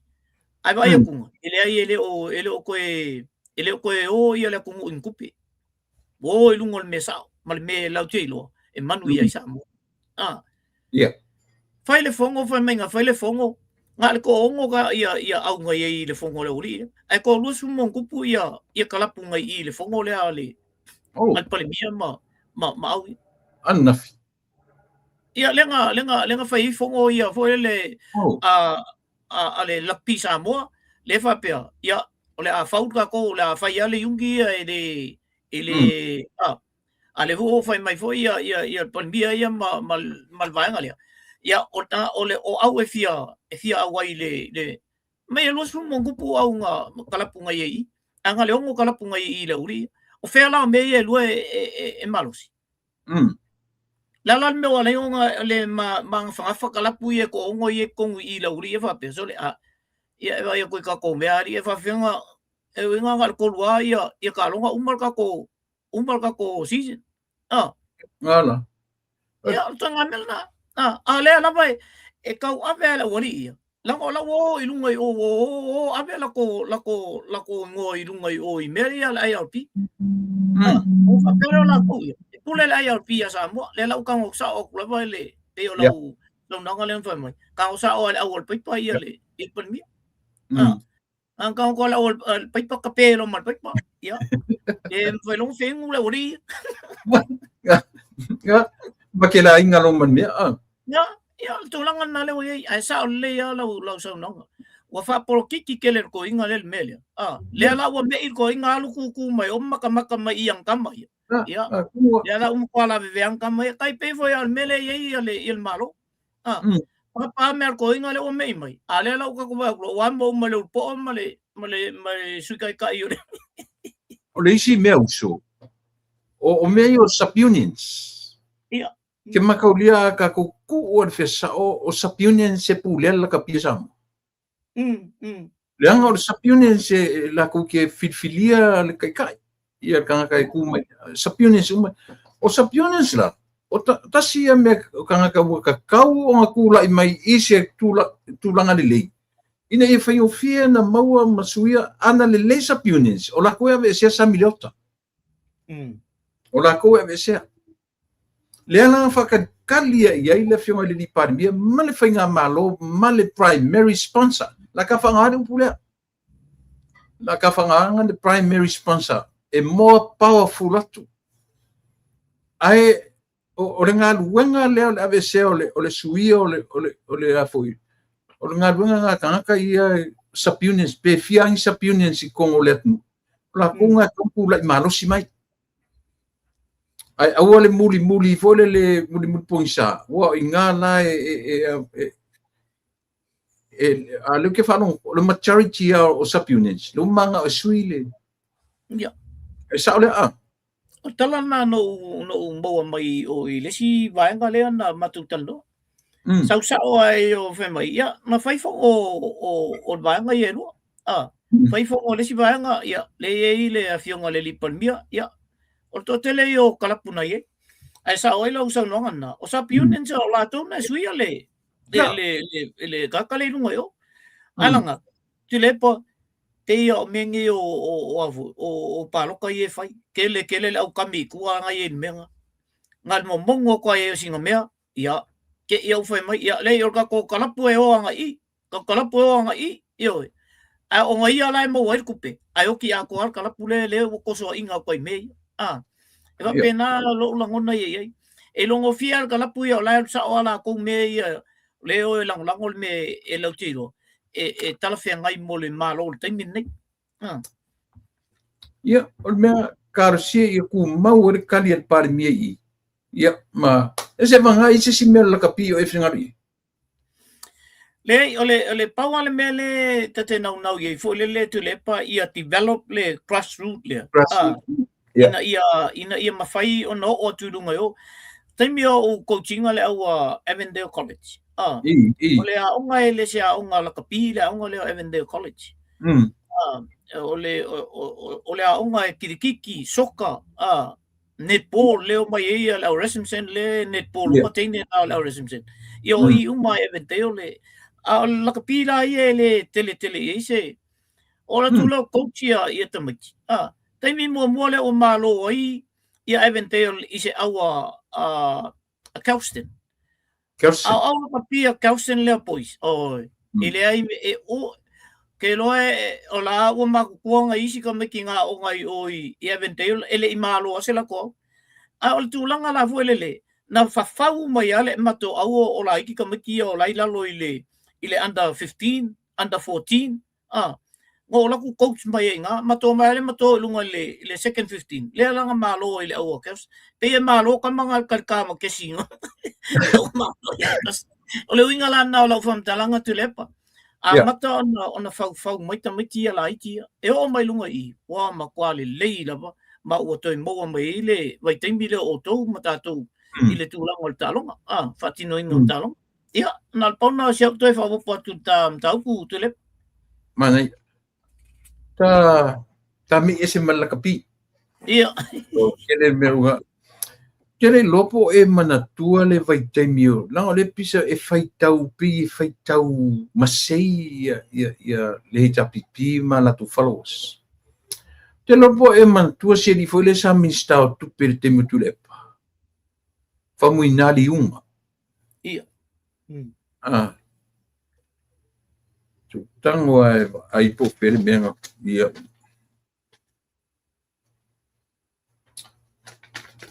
Faitau miliona le ofisa le tupe nto e alu le faingolo na ofisa. Marta vale. Alu ele 4 miliona. Alu ele 4 miliona. Ile tangata to tasi. Lena toru se 4 miliona. 30 millions. Na alu le toe a foi. Fai o lona ofisa. Marta valen ferwa. Ia spenta ele toru se 4 miliona. 30 millions for one minister. Kasi le me yes. Kasi le me kong ko kilo ia ile tunu. Langa le lava o mai le ori ia mapi ka kongi mai la ko kongi mai le ama le mas ka su e masai mai. Kasi le me kong ko fa fang ile tunu. A o minister tangata le ia lo mali. Le fa pe fatu mali ona la. A o fainga na faia le heta pipi. For 30 million spent on one person, it's a no-no. Ele ka kaunga kupu le ko inga mea. Ia, la sufinga. Ol fesili la tulepa. Na yeni so suenga ale toi ina il te minna le chapipi ietu. Le pawalanga menga fai. Fa malolo li unga male matofi minista. Waile menga kawi le kupele. Kau ile fa malolo ai fa fesa mo a ko le silsila nga yeng so ngo ia mea fa ilo ya sa mo or ku pele ngala ngalu fem no ngal pawan mer ko inga fa malolo uma e maliwa se ikulo foi rest in peace ya e maliwa ele ko yo o fa kasis coffee minska ia asia ku so le wo ngofor ko inga ma pe el mele ai fa fesa mo a ko le silsila ala lang mele fa kemingi la lau mai ale ngoi o lauli mai le mai kania nga nga fai nga mai langa file fai mai ai nga le pawanga le me ai le fa penga ngoi fo le ngoi se kupe fa pe ko su milionga ai le ko kan ngoi nga ale kan ngoi nga ska mai mele le nga mai ai le fa pe fo se kupe nga mai lauli maleto le o langa fi nga ale ngai la fa la wa ya Lingai la wa nga oima au mai fa fia lunga ia me le la pela amaka ngalu ile ma fo tantal menna ai fa fela mele wa le wa e to la nga fa fia o yeni so ta kine o ton ta mai o lu 1 million eles ka mai kupi ai alu mings ka ko kas ofisa ka vale ele make sense le falon la telefono no na e ke makaudio me uma mo ia pe o ia over sienga me uma o langa va ainga fa par mi o sole o sa o kupele fa fenga alu kupele il mele fa fenga ai le lo vole mo sanga ia fa skupenga ne kosum yonga le e moni mele por se ka vale wa fa por se Mercedes ia e o Mercedes ia e pengale e million ngai al wai pa fa pe o la makwa e al ko nga Mercedes no ya ko nga mele ko su million nga sole anga le ofisa male maka male ya na e o le fia langa ma Yang ka uma pai ka kuma fa fai ta tu mata le ka kilo uma ko i ala me ava menna na no foi fa malolo ia le audita fo ile stamba le acho ya sua o menna no foi fa malolo o le ava kulipo ke sua email ele fica anga for ko inga fa malolo jo mai la ile ele la kiki mea la nga fuli la ku A fai aku la ile ku ngue fa alimet fa fia pokor ko ina. Fa pia me o le a o le masta o le ama le ama le a. E wala. Kula i mai a i le sasina university. Sa wapingi ile menga kai me. Sa wale fama university so le ima kwa mbawa ko la vai le university of. E ko le simbe. Ko ave vesia ia le vesi i fana ia na watu. O uanga interview nga mo la audi. A fa fo ni pania. Na tari ina tara le fai. O na mo fa tanwa le o la minister. I fana ia de vesi la wanga fe me na watu na smako la tu fana. O le memo mo.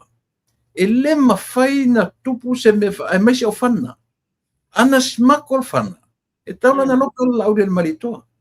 E taula local e fiunga le pania. Ai le mafai. Ai sea. Lang fai se tu inga e mai. O ngamaka la ngola ma le sunga le li pania. Ma le fiunga le li pania. Si sa ye. O le tali. Le ina vatu fana avatua ile lai sene. Le lai sene le latu ainga na avatu sa o ai lunga le tong yel na watu elungo le senya le aina. Tona na watu mama fana na mama ai le fana foi na watu fa pe fa lango lango fanga is kan kaola. Io. Le ai ma se ele me fa ele fa penga waku ave fa nga i ku mai merkas le ai. Na watu lungo le fa nga le senya le ai. Ale lava ele longa se me e va oi ma pe o ka ko pa i mei. But post fu milion ali un. Jika kulang lang ma aku alam ori ngi. Ka kulang lang ma aku alam o kanga ka sole ese ili masai o kanga ka. I polale me ele ngata la ile. O pasi foi le fa matala le fionga le pan. A oli a mai se fam talanga le fast male pasi yang fa ngai le fast se la koke pasi foi fa pena batu ke mi kalinga malo le ai a oli a mai se fa mala a fa pe o pasi sa o fa o ngoi la udi de marito e fa le lungo la workele fa le lungo la workele ngale o nga ka la menga le ile ka ofi ave fa pui lauri ai koi ave pasien malo pe fa yo le sa olato o va vera ia fa mangingo me ai le longa se me fe alo fa ile fa pe o ka fa ye pui le fionga li pania patole we talk facts me ka o ia ka kilo kalango foi purani me ka ki kalango ye me tau sa me kalango ko iso ai mo ko ma ya ai man tu pasi na foseo ai ku ai nga ole apala o ngai le se fa ka o fai mai ole maintenance o pasi se tonka e la se o ele 1 million ngai sa boy le se mga asa foseo asa foseo le pasi ona woman mena lai ona watu a pasi la ngaia e au ngaia ku ngai fa foi e motorways e alu sa ai foi le pasi nga wala mo pasi e ke le afi e ka kawang mga omia le reach ole mai la le ta we ona yo samo ele mfinga nga ele ngi motorways e ka kalai afi pasi ba venga le ol pa mia ba ya tu ye ola ku mai pasi ola nga folo ma haya pasi termina na hai al polemia mai ile malo ia pasi e mai e puxe la ko fai lo ma ana o ver coin o nga ele fasi ia pasi ele nga vele le avo le tusi e hai pasi e mai e fai ia al falo lo ia ko ia vi le ia le o ele ia se mga mia e mga oi pasi ale nga le pare kasi pasi ko ki a million ngai fai ale menga e o million ngai sa mo ele mga oi el pasi sa me foi e to foi na la mai le malu le tunu ele o ka vale un mai o ngai sa mo le ai e ka vale o ngai sa mo e ka vale le o ngai sa mo e mga mia le ka kala le afio ka vale kai mi un mai alu e lungon motorway ma me Al mela le ka mai okay. So ole alo lo fa mai ya mai pasinga al malo ngale ngoye el fast au fai mela ko fa ulo. So ese lo fa ngo ai a ola tu tono le ol palmeni. E fe se ke la uli alo ngu. Ko ia si fa ukara le o ka sa mola I ka vale mare pe a. Ya. Fo ka vale ko kuso. Eu. Eso é male pati en English la pa Australia. Oh, oye que a ko ele ka o skaba. E si le la ga kan ko ele fa pengalan ka vale ele ko fai. Mana ia. Leota lua se lau 5 miliona. Lua se lau 5 miliona le plan asi le pina tu seri le pulem le vale le. Tu man vao lea ua taunu ua tu le vaenga fo le tasi le me le vaenga fo le AIIB le Asian Infrastructure and Investment Bank. Yes. Lea la ua failo mai o lea ua fato ai le mana o le malo. I le vaenga lea.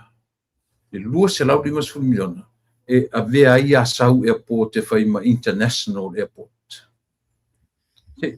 Vai falou mo meo le tau o le fai ia tasi le bank fo le o falo tu e fo ese mai le foi le Asian Bank le masini ese le vai ngale me kau in ngalu me tele ma me tau investment infrastructure ma investment as finanga tu le po le vana ye sa mol bank le o le vana o sia tu ai tau la vai la loe tau mia la vai la loe wori okay ele fa alia mai ngai lunga ile lautele ole atunu le la wa tro malo le fa ali mai lo le mele wa to ia vai ngale a ole tele ona ia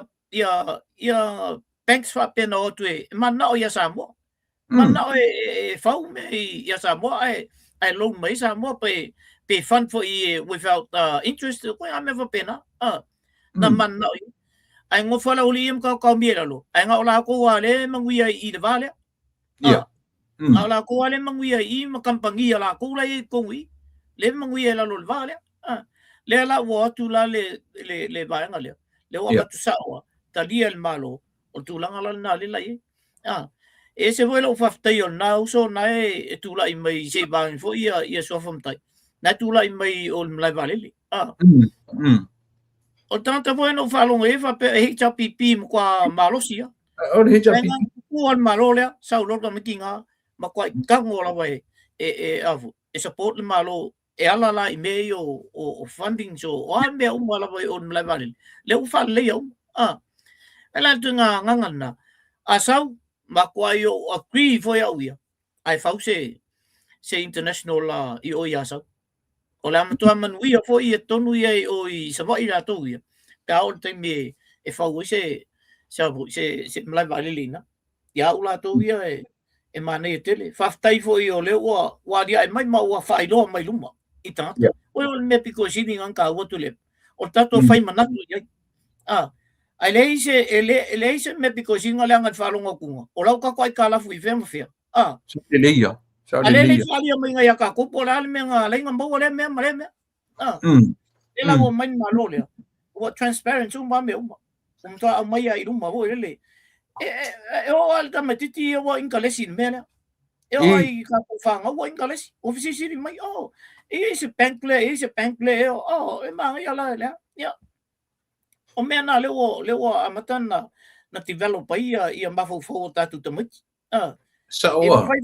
ina ele ma fo tamit ela tu e fa isang pisin si samo ai alu e mo me so ngi ko nga me e pe na o le winga na le yo na le de fai lo mai ina malo le tunu on tatu fai manatu la ia le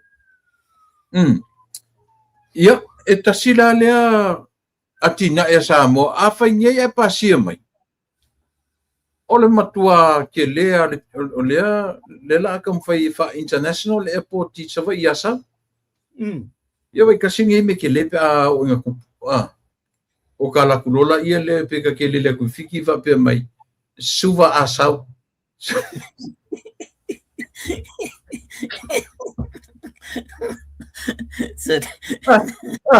Wale suba pia pera ko Auckland LAX asau.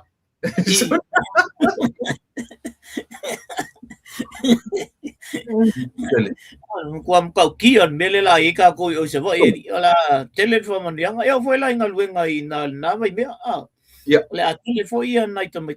lau tami lo sanga le no la toi tu lepa o le mo kele o onga tele tamatiti la onga te minne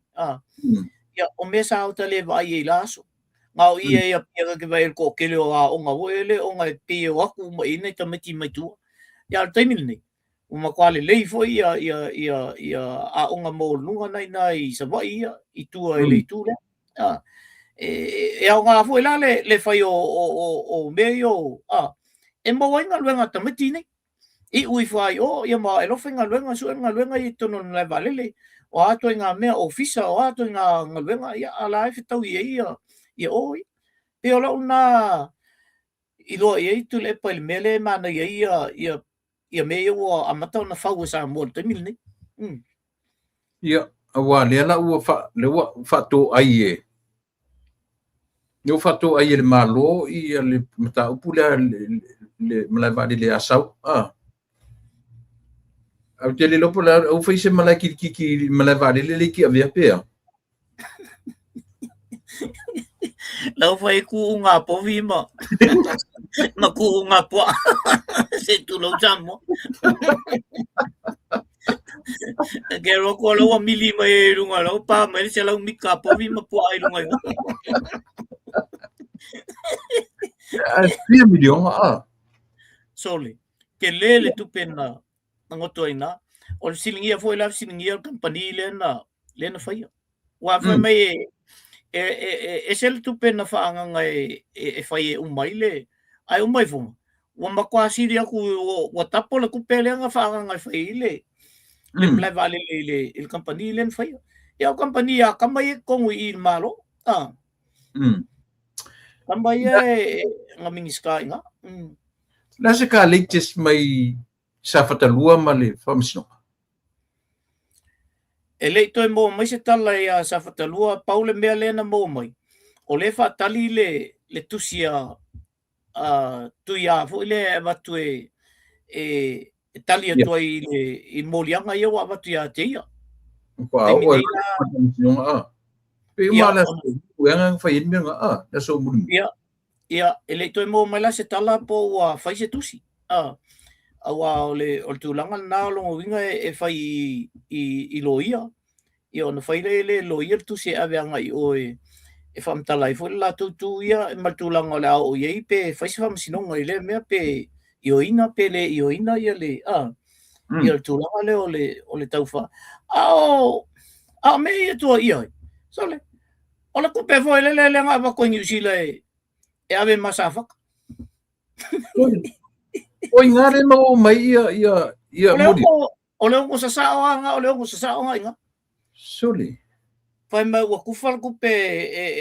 e tu ia ono le fa o lana fa ala wilo le ia palo kai ko kelele se te fo fo ia ia ka kai kongo le ku malo ai o lango la ku tu nga mele tu ia la ka le ku malo ale fai ya si eli lo ke va no ku nga ngi meringo seri se te fai atu tu le pai o tangata ne o matua i faa le anga ina ia le tatu malo le wali ia le fo wa pipi e tu imsio ili sa ko fa pe ai ngal fa sal lawa al menga wi ngau fa sal lawa ko so ko nga ia nga nga vo le walwa ko tu le tu ai male mal tangata le ina ia lu ai fai le ia le tangi le e se lo te fa no ia e sa oile tala vole ale mingiskau famsingonga le lena fa o fese mea ia kuyanga fu nga me fa valvalea tu la fo fa valvalea e o fese mea ka kai le ngofu o ele makai o ai lo ko ave il famsingonga ia ka kai le malo sorry le me foi nana la vea le mingiska o famasino ala kwa kan kai le ngo foi o ngu ele foi meio ala kwa ave ia le mingiska ai ala kwa ali e famasino o le me bito silil nano wo foi o le kali al famasino e fai le case o mele e se lo fango ngo ngi famasino tu le ai o fango ngo i la sa ne te o ngaloite le salente nei na mato failotu fatasi ai male le fionga le I famsino ia Leota Raymond na siusta. O siona nephew malonto lua e mato te lotu. Ia te la o wa fei fo le mato e kalesia fo ia e ovo. Tonu fatasi mai ama lok fakasi koilo ma sio nephew le fo mai. Neo mai nei o siento lua se gen vole fo mai tip. Le la mai final venga le I le middle more for 1.5 year. I middle more I anto fo ele sa mo mali ia tu lepa. Ma total no lo mal famsino. Ya o fatto le ia ma lo ale final male. Ya ai akas kama mai ya fengta da to nu ya ala la vai mana ya la solo le ya le malo foi le tu lai mai. Ya faftai fo ia malo ya. Na solo le. Fesiri malo male o fakulo o le wali o le o mai o le ke kawanga wa ngofo ni ke le afa le ave I New Zealand ile au laiki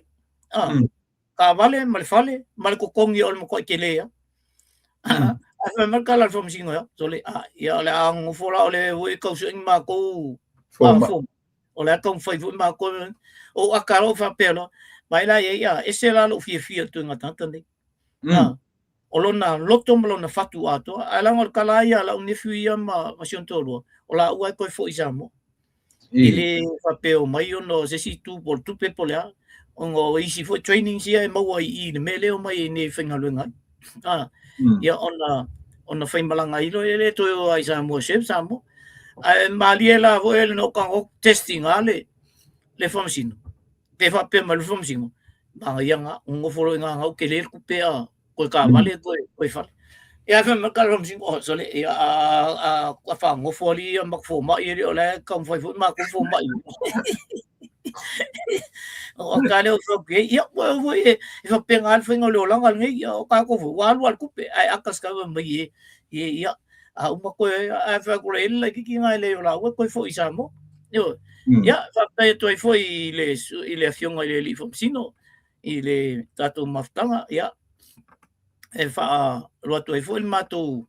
fa tai foi ia e me se foi ia fa manu ia tu le fainga malolonga I New Zealand wa leo mai malolo mai anto foi la ia le ia ai o ko fo mai ia le la ka wa nga ngofu ngi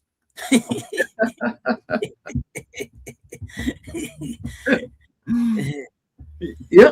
so se makapu ka penga mai nga ia ka nga ia ko ide le ole si na pawasi to mai bele esele lo fie lo vai tu le watu ia mo meu company o agencies foi ese ia o mtanga luenga ese le watu e support mo no foi tanto tu foi ile fionga ile minister o aongo ia ma tu ole professor foi medical la o mai ia ai olana fa fitai tele ana o mai il vaenga le Swire Shipping Group ma le Kirby Institute mai o I Wales na tu Anthony na te tala ia lo ia le minister onga ia le mele o le faftai ai la le minister onga ia le lato lango le me foi le survival cancer po kalamena o vaenga la ia le o sosonia tu Samoa ina ia watu ia fundings ma watu uma me foi o masingi ma mea ina ia wa tele ia naitinala iti o fano soifua ono le tulanga le o le cancer le ono le ai oni le ni me foi le e fatino inga luenga nai fo mai o le la o so tau o atu ia le vaenga le e o atu e abatu la to sosoani na le la mo e masinga sa mo ia o mo e foi o nga o tanta e avu e faile fala wilo mele o le survival cancer ia mai se to nga cancer se la ye yo tu le pa o fama ni ina da to e moni le lo sa no mele e kai pe fola ai pilang ka karango ngai ile na so atu o banks ma nune e atu a sosoani ile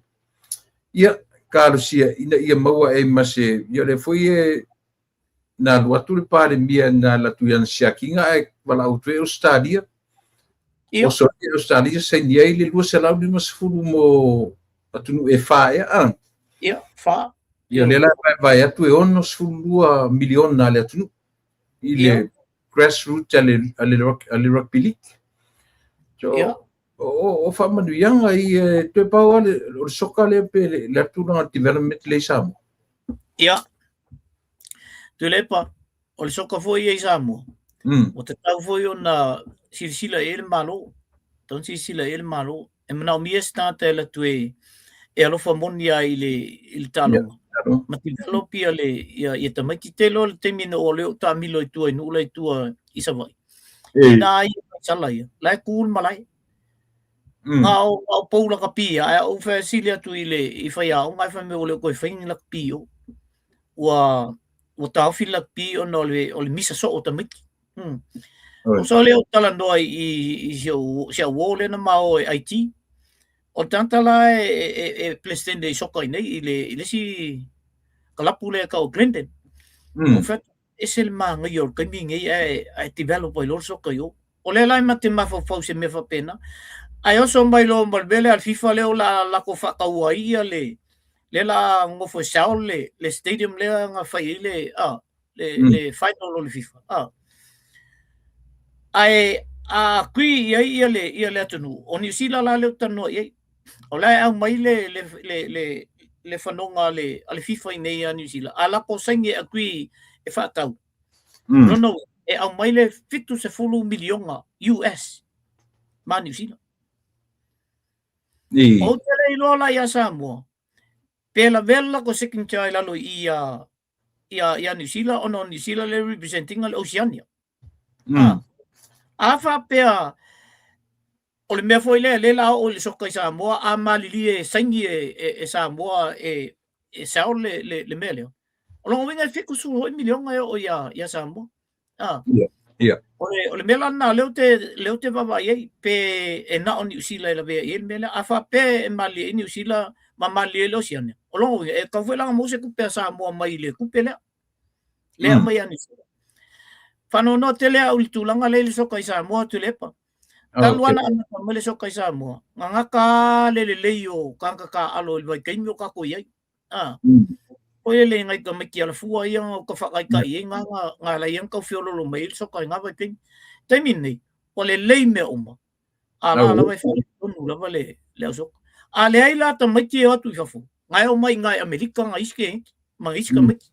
leo aku ngai a mākou o le kele o mākou ma Australia o ko ngai ka meki o ko kau ave leo a mbohes ka meki o mos ke ngai o pe kasi lua la le lei o ai sila la e o le kope a ko le FIFA la ave o soka la o Samoa a ma ko le ngi ka ka ye ngi fafu ka ko e fafu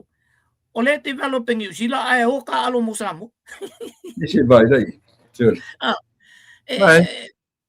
ole tulanga la nai fo le o so elo te fa no ele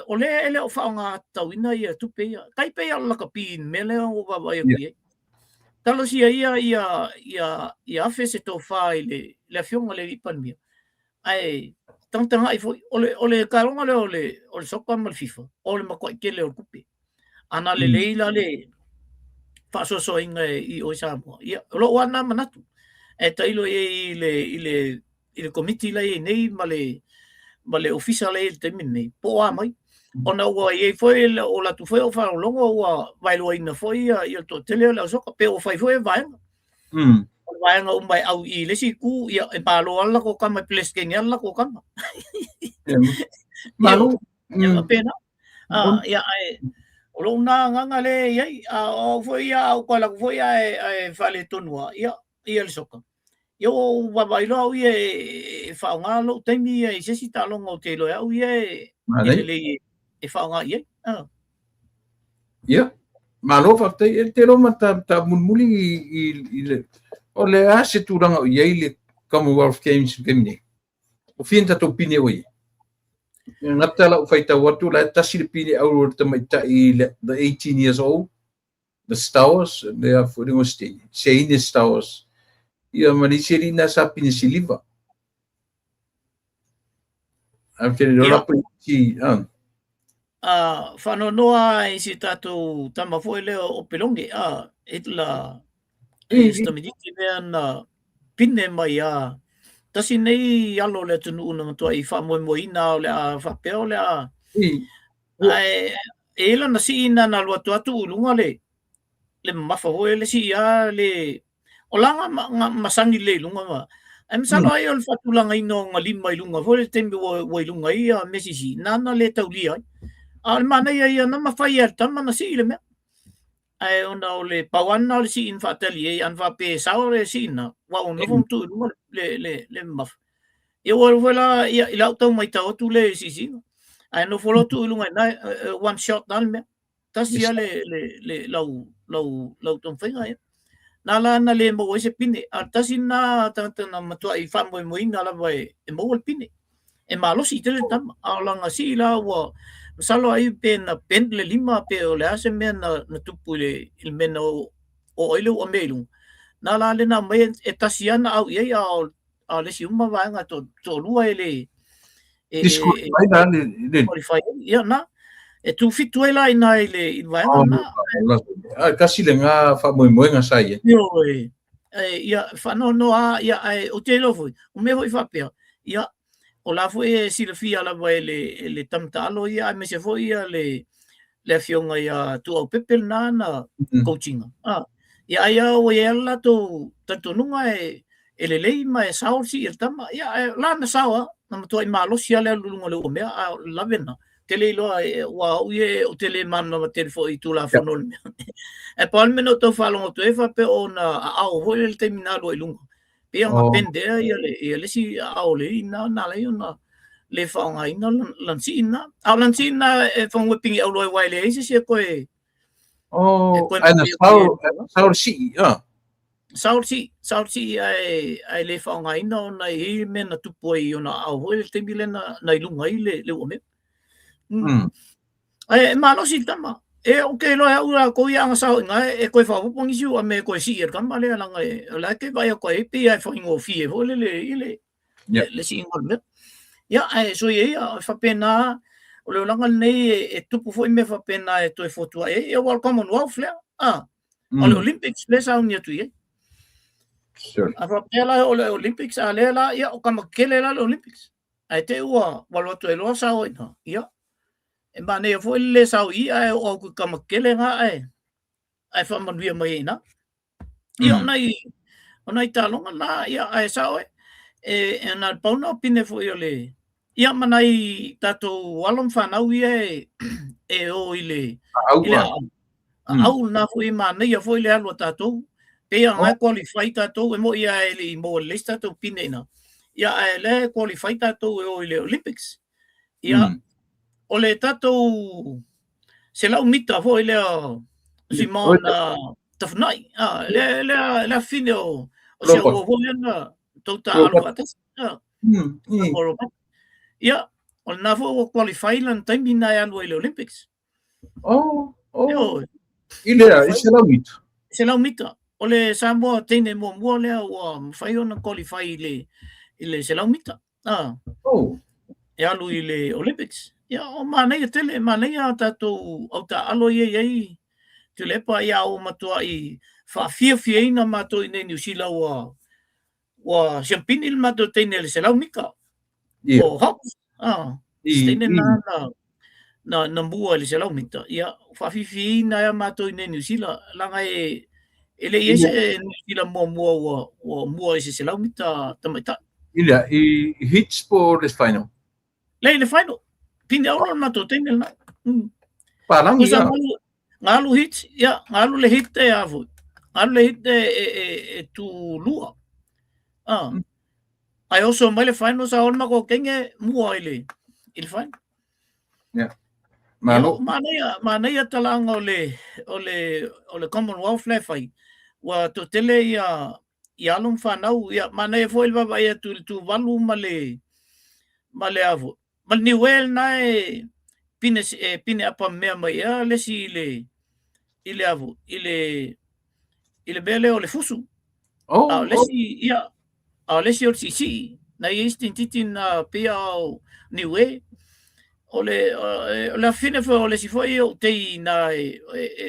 ole li e avu e kom si na le o i ni we okay ia o lona fine la le na mo foi lan pine na ile ia o fa fetai ala wale alo fo le tua i nei no la i te tato ia o tu valu o nai nuna ia le o le mai ala tu au ta alo ia o tonga ma nei foi ia le fusul da me ti tonga nana talo mai foi ia ai na foi ina la ilanga talunga na ai se ia fai unga ia eso ia fai unga ale au fusula ko ia fa pena ole manuia le fusu stato tama le o atong e po ele i ole manuia la na talonga na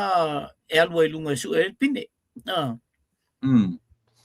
ia ole na itala na o tato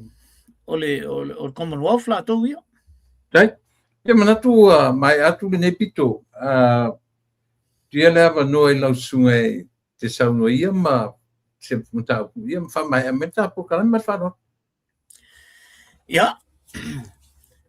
mole atu la fa taitele la vai isunga fa fenga ia to fina malo mali msalo vaso le abatu e to suafa ai family atu ono ola e lesi potu ia le lesi o ofisa ia le lisio o nai fai fe au na mato fe loi paule mea ia ole sunga fa fenga ngolo e whakasa i lunga i apa haba i nei New Zealand, i North Shore, ia apa hapa la na i le whakasa na ia sunga whawhengaingal na, ma nei an matutanonga whaftai mai al pokalame, ia ole sunga ia Filemoni, to ina ia Filemoni ia tuinga mala, o i Ranui, le whakasa fo i na i Ranui, o lo whapea ona tausia ina ia le kalesia ina le sunga ia Filemoni ia onai whawhenga umana mato wheloa i le asol na i le polkalame lean mato o ia i ole na maile walaulia a isala elu ma nai uso maoli na o i isala elu e o fuelele e vai ia le anganu ma le tu fa isala elu ia ma so ta ye foi le ia le ole au maoli la to ia ma la to foi culture ia ma isala elu ma ia o famtalanga ole foi la o mai atatu e se me alo foi se malanga ia Samoa alo ia la yo sa ele ambassador isala elu ile mato conference ngana fai ma to ye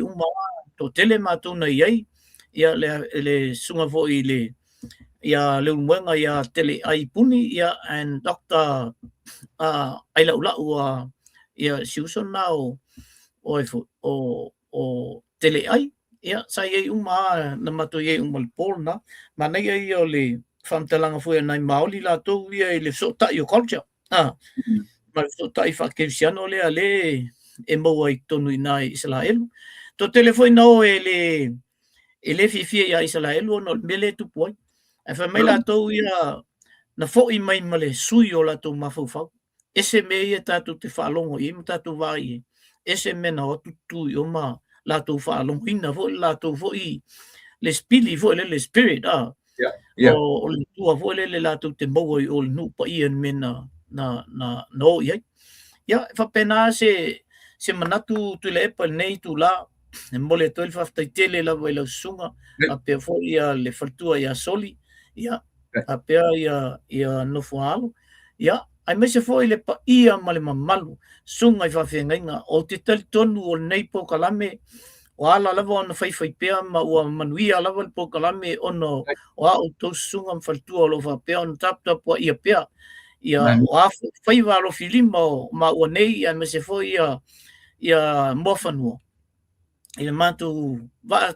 se tolu atu i tele o taimi ia whawhetai la o tau te talo whawhetai la o tau support la o tau lango fo i pokalame nei a pokalame le se pokalame whape whaaleanga ina nisi mani mea whape na talno ina lava ni mta upu fo i lea a whaiva o le o lava se mātou malosi i le mea o lo tau whinangalo ia tau whinangalo mali o se mea o e se mātou whātou whala inga fo i le sunga ia tu le epa ia me se fo i mofanua ia ma se o fo i nei vai e watu ina ia longo pua ia ia lo tau malu lo tau paia ia whapea fo ia tātou o masani ai o le uso ia Juliano o kaule fia lau kama o le se pokalame ngafi a vidi ma sale fai fa le au mea ia tinangalo mali le o mea pena o tātou e alua i lungo le taimi foi le e amanoa ia e fa malulu to il malo le tulu pea whapea o stulanga va penana fa ia ai ona o tutongia foi lava o le malfia ia nana le ona le o te mapo kalame nafi ai fatai tele lava ila o to fa to fa lainga ia a mi foi la matutua ia sia o wo le ana matal no foi ia le toina ia o avanfulu no ia tausanga ia futi malealo ia futialo sorry ia va pe foi ia Kelly Levy ole tasi nei o tamfana foi le tunu o va peona ona no foi lo le mena ta pairo o foi fangui foi le pairo ia o ngale ngo folka malo e tele an saulungo tapo kalami tele taimi Julia Price o ma Hoots ia o Dr. Matai Talaisia na vo e mai foi no fama ia na mato ia na po ile bato RSA ona e pe o lela se ina na vasai a nei taimi foi le e tapuni ai mo sin taimi ia ona to e vai mai ele se fa to fala inga ale vaenga po le ale tonu pe o le ato i tatala i le public ala la tala la vale RSA i mo meu tanta matu foi veterans ia mai la to nei to ia o melna no le no tum one pol matu RSA ona o matu ani sa mo e tele ai lunga na ia mo le to foi fa i pulenga ma la to malava nei ana po ia e pe o se ia ai me se foi ia nei uso i lalo i Pack and Save Mount Albert ia male nai tu fa fine o lo fa pen fa ngalwenga ina ia mai la tu malava lang langoina family atu o le o atu se tala i o tu sofa ia ona ole telefo i ole o to tele tatou nai tu te silfia leila ia i la tu lo fa pen ava tu ilma tu fa manuia mal tu fa tai ia tu lepa ia nei tu ai mole tu la fa tai tele lava i la sunga wata po kamil nei aso ia fa so fuina ia le mal pa io Samoa tai te tele tu singano ia ole i fa marta por kalame o tai ao e amatai le sisingafu nei LA ato yailo na 5 futa usanga ole fu apito tumuale nei America me ese mai fu ai na umatu nei pe ole main flag te ia le ole 5 futa usanga taru ona fatuina mai ia leo ai ao o le li teri faife au ia Pausa Thompson malana komiti fafoe ia pe o la tole na o leo fatinoina le fu ai nei amatu LA umatu le si festival ta o heritage festival tumutumu foi ai o kasone ia au nai festival si nai mai muri o le sama ia ona ta pena foi le fa na to ia onga o lo nei le sui o le malo saval aulia ia le fiona li pale mia peta ele i au sia mai le fiona li pale mia io le la nei le sunga le misala lango ia le fiona ia sala Paulo ia malon fartua e tari le vala ia te lo la ma filo ita la o nei le fia nei male vanga fast ainga le presidente manisi o le ofisa ia e fai la tutina saval aulia mai ia ia ai o le mfaino alu atu e tuta por kalami ia te lota e au se aso mat filo e malisunga le fai pule ia Tai. io a piu nei tala muli na ai faftai tele i lo te mi faavanoina ia i le nei aso alo fatele atu i le fatua ma le no falo tatu e filo i le vai aso fou so i foi ia me manuia Ia, soifua. wa soifua